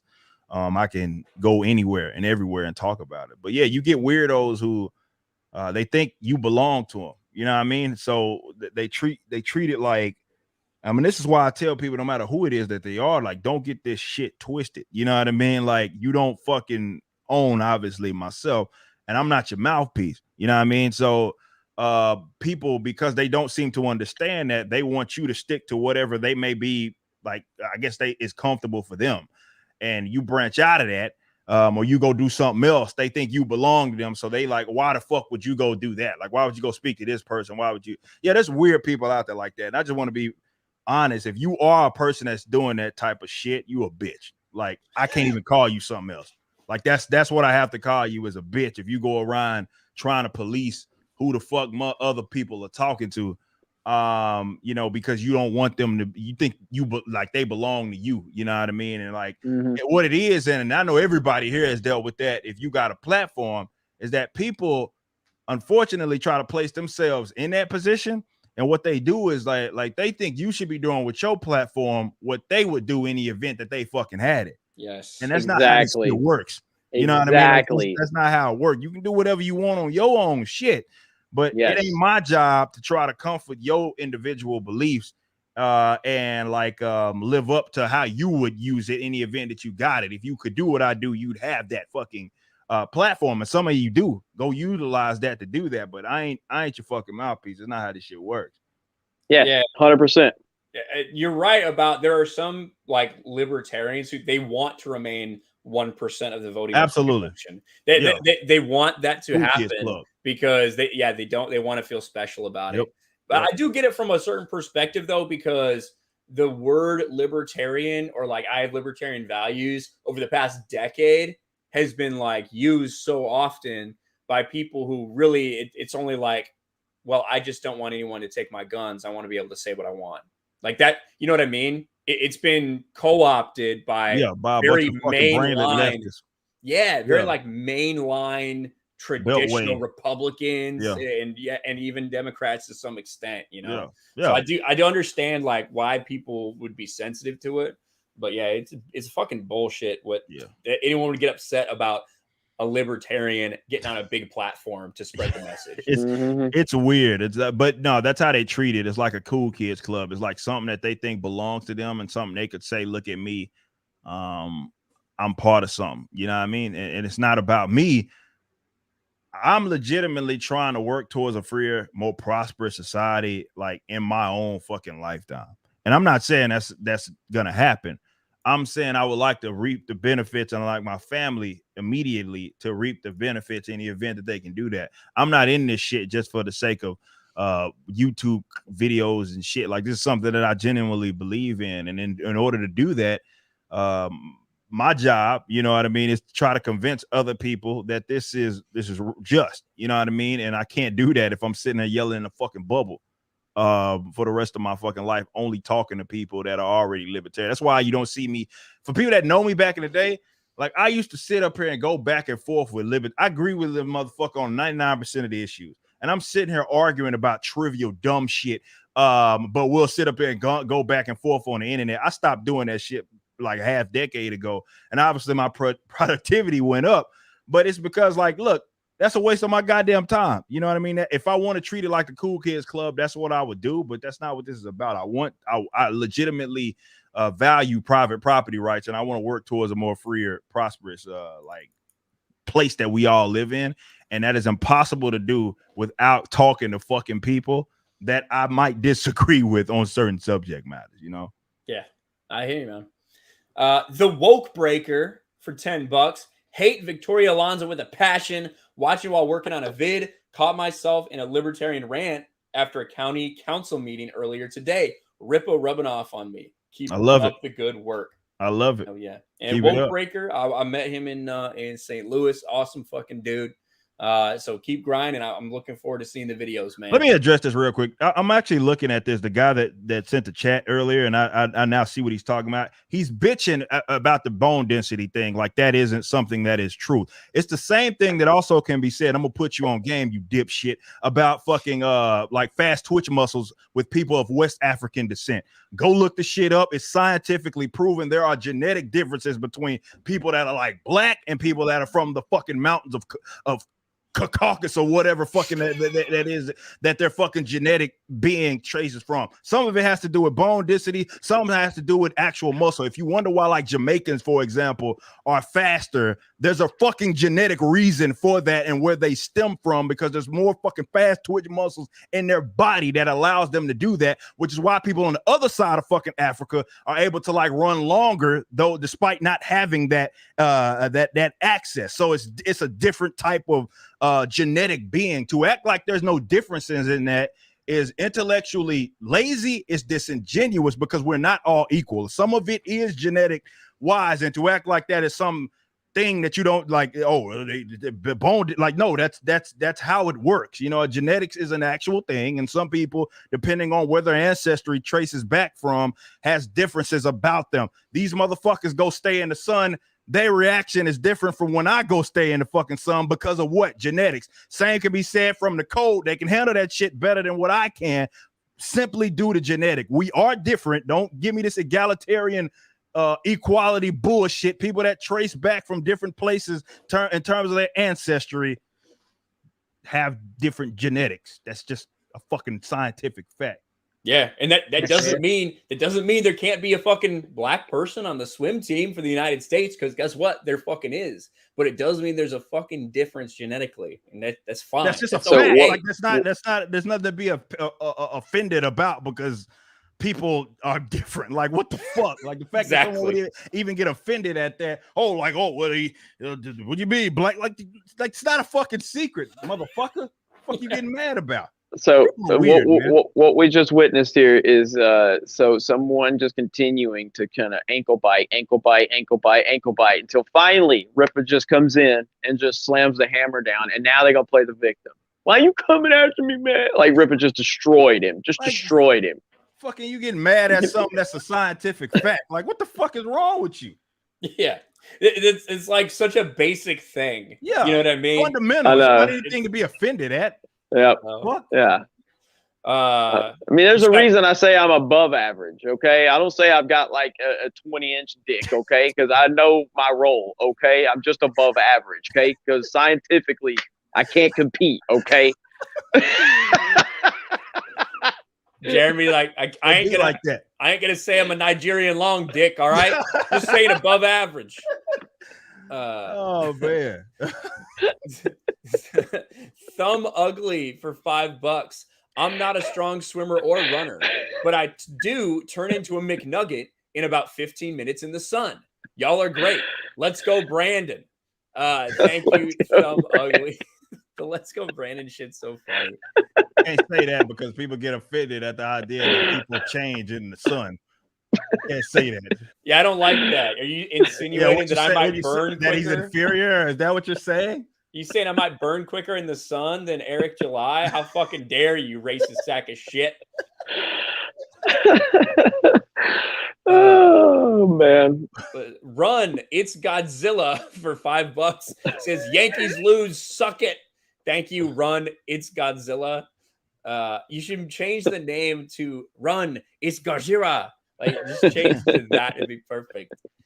My fractured butthole for 99 cents with a poop emoji. Thank you. My fractured butthole. Jade for $2. Thanks, Jeremy and Ryan, for the meetup. We'll sub to Ripa. Hell yeah. Hell yeah. Thank you, Jade. What's up? Appreciate That's that. what's up.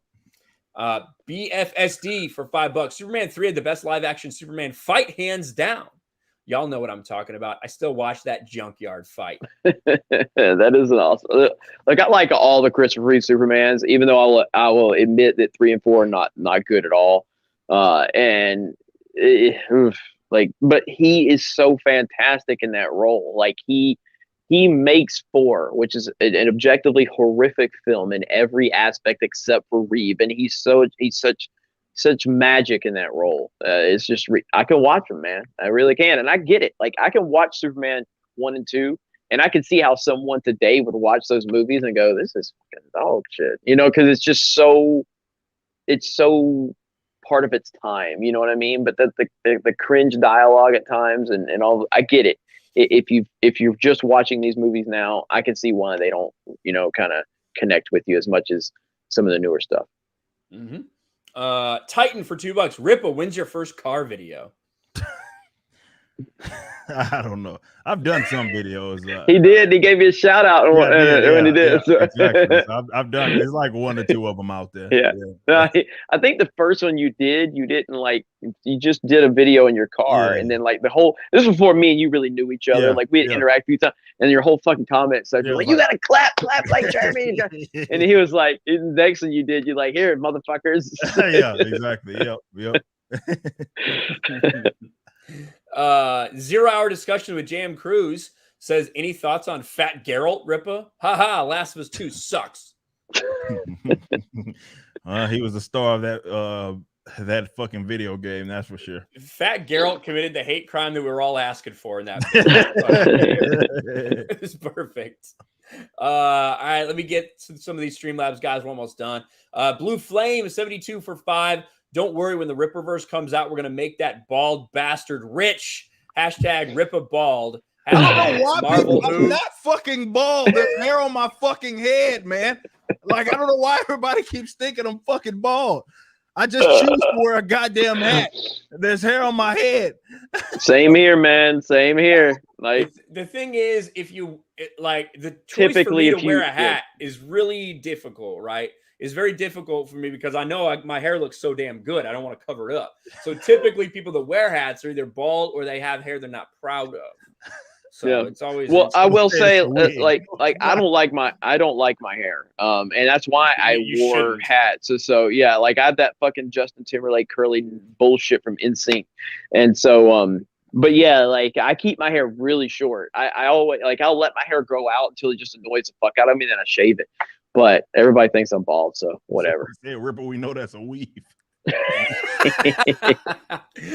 I've always said it'd be like, I get why Jeremy wears a hat. It would be less embarrassing if he was bald. So y'all should stop fucking thinking that he's bald. I'm not bald. It's letting him off. There's a video on my D-Day Cobra channel. Like that's where my hair was growing out. I was in the pool. I got out of the pool and I made this stupid fucking video where I was like, sorry, SJWs, I have hair. It's got like fucking 15,000 views or some shit. Why? I don't know. No reason. HDK bass player for $3. My favorite rant of all time is Ryan's women rant. Quote it to my wife often. Cook and get fucked, but I can't find the clip. Can you give a man a hand? The clip? God. I don't know. I don't know where I fucking just say it. Just say it. Talking about the 50s? Yeah. I mean, women in the 50s and 60s had it pretty damn easy. They got all high and mighty with their, we want to go to work. We want to be equal. Now they're all regretting it because they had it great. Life in the 50s and 60s as a woman, all you had to do was cook and get fucked. It wasn't that hard. Basically, anybody would take that. But y'all fucking wanted all this shit. Equality you asked for. Well, now you got your goddamn equality and you regret it, don't you? That's the clip. My favorite one on that note was when Gavin McInnes was on Hannity and that feminist was on there and he was just like, you're miserable. You know, he's like, you should find yourself a husband, have some kids, have a family. She goes, I don't want to go. I don't want someone like you. He goes, you don't need someone like me. Find yourself a hunk. She was so offended, dude. It was so funny. Ripple, what do you think about this upcoming emoji here? Deserve less. Deserve less. That the new T-shirt. I think it should be. Yeah. Somebody just made this meme on Friday Night Tights. Oh man. That's fucking funny. Oh man. So silly, man. The picture just fits. Yeah, it fits so perfectly, man. That's good. That's good. Oh man, that's just funny. Blue Flame 72 for $5. Is there any games y'all looking forward to? Because when it looks like it's going to be dry when it comes to games for a while. I mean, there's some good games coming out this year. Obviously, we've talked about Hot Wheels Unleashed. I'm looking forward to. I know it's out. I'm looking forward to getting home so I can start playing that. And you got Metroid Dread. You got Super Mario. You got Mario Party Superstars coming out. Then you got Halo Infinite, which is set for December, I think. Call of Duty Vanguard. It's a Call of Duty game. I didn't really like the beta that much, but I'm going to give it a shot. Battlefield. There's a pretty good expectations for Battlefield. Halo. Alan Wake. Yeah, Halo. Yeah, and then Alan Wake remake, which I never played Alan Wake, so I'm looking forward to playing that with the remake. But yeah, there's a lot of cool games coming out, and so I think there's some pretty good stuff. Now, Rippo, did you play the beta for Halo? No, I didn't. I did not get in. I saw a lot Okay. of gameplay on it, so I didn't get to feel it out though. Yeah, I didn't. Obviously, I've been on the road, so I'm interested to see. I really haven't even talked to anybody on the team. I know Uche, I think, played it. I think Mark has played it. Disparu played it. So I'll be interested to get their feedback whenever I get settled. And Jay Hellstorm said he played it. It was great. So I think Far Cry 6 is coming out soon. And that's kind of like, I just like the Far Cry games. I know it's literally the same shit. You have know exactly what it fucking is, but I kind of like the Far Cry games. So I think that's coming out very soon, actually. The one with fucking Giancarlo Esposito as the main villain. So we'll see about that. My bad. I said remake. I think it's a remaster for Alan Wake. Larry. Yeah, remaster for Alan Wake. So I've never played it. I've heard great things about it. So probably gonna check that out. Oh yeah. But yeah, I think there's some decent games coming out. We'll see how it all plays out, but I think there's some decent potential out there. You looking forward to anything, Rippo? Aside from like Infinite, Halo Infinite, Gotham Knights, that ain't gonna be out till like fucking next year. Yeah. But Elden Ring next year. Yeah, obviously, there's exactly as well. But like in the very near future, for me, for sure, it's got to be Halo. Mario Party Superstars. That probably had me raging harder than fucking Mario Kart. Jesus Christ. It will.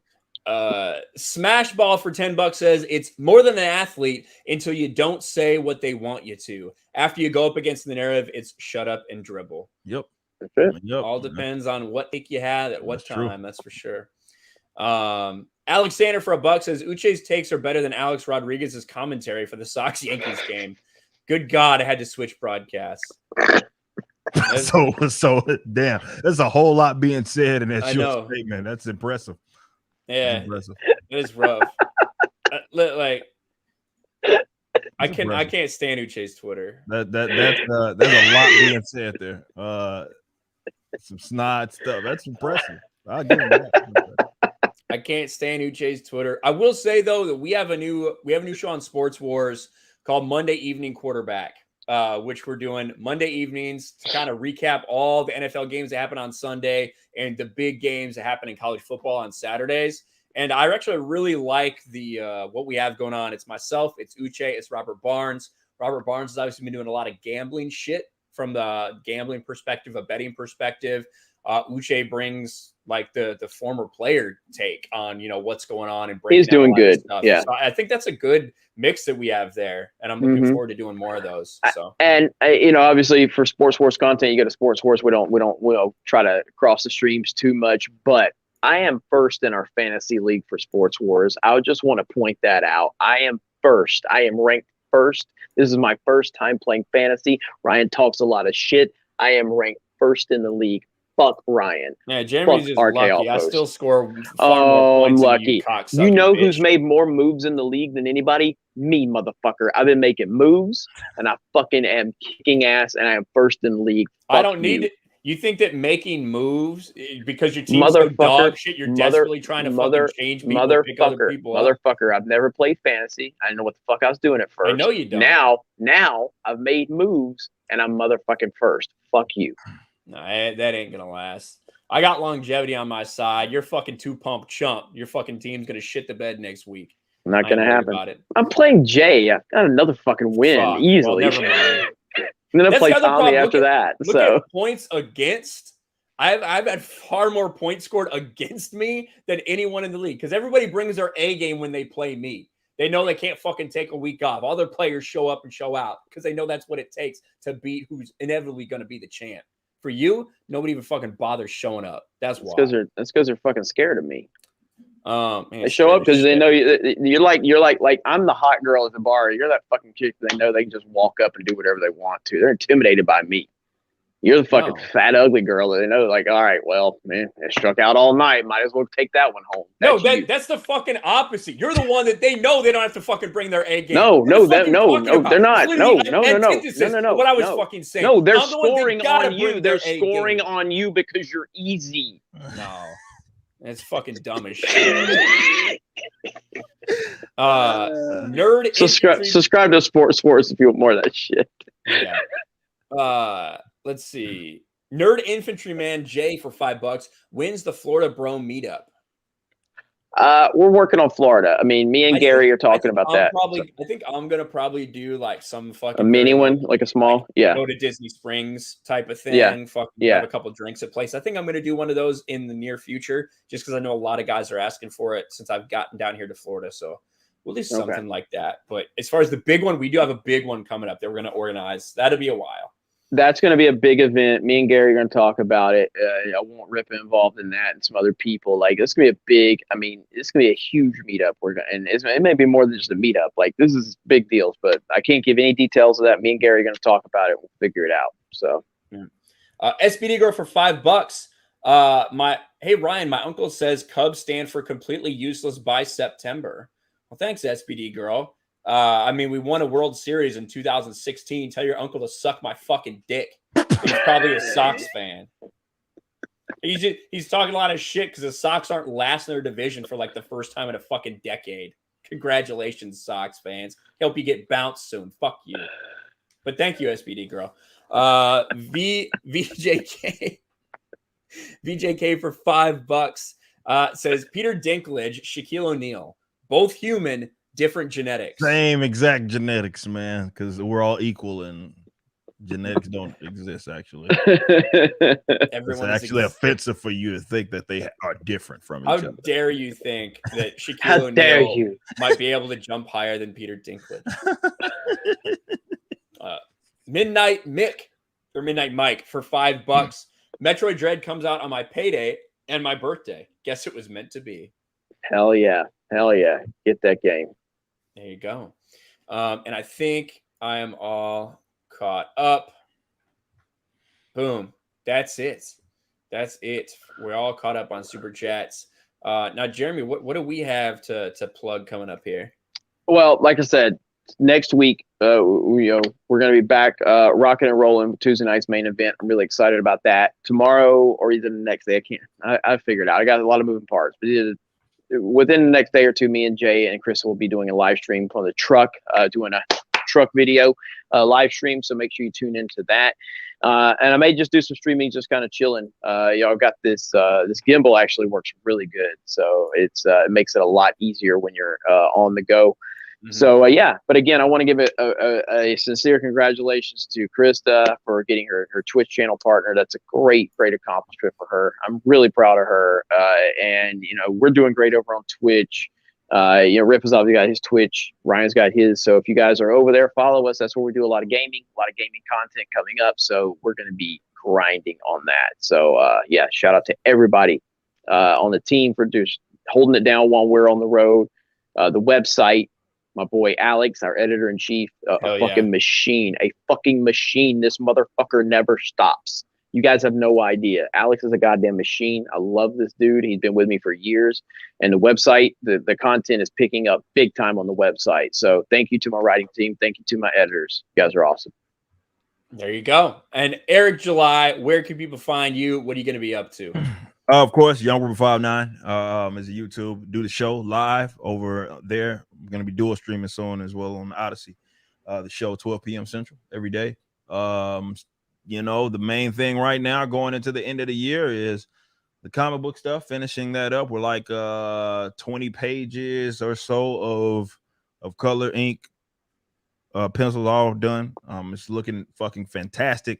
I can't wait to announce that for you. That's basically what I am doing for the next couple of months, is between that, as well as the band. Everybody keeps asking backwards when we're getting back on the road, when all of that stuff. We'll have some announcements coming soon. We're actually going to drop something soon, enough for you guys. I know everybody's been waiting for some new actual like metal music, and we'll make sure we get that to you guys soon enough. Yeah, that's about it. Y'all know we do the show, like I say, every day, Monday to Friday. So come holler at us. Hell yeah. Yeah, absolutely. All right. Thank you guys for being here. This is awesome. I know it's you guys weren't sure if we were going to do it tonight or what. Usually it'll be Jeremy's dumbass hosting it instead of me, which would be a fucking relief. Host too much shit as it is.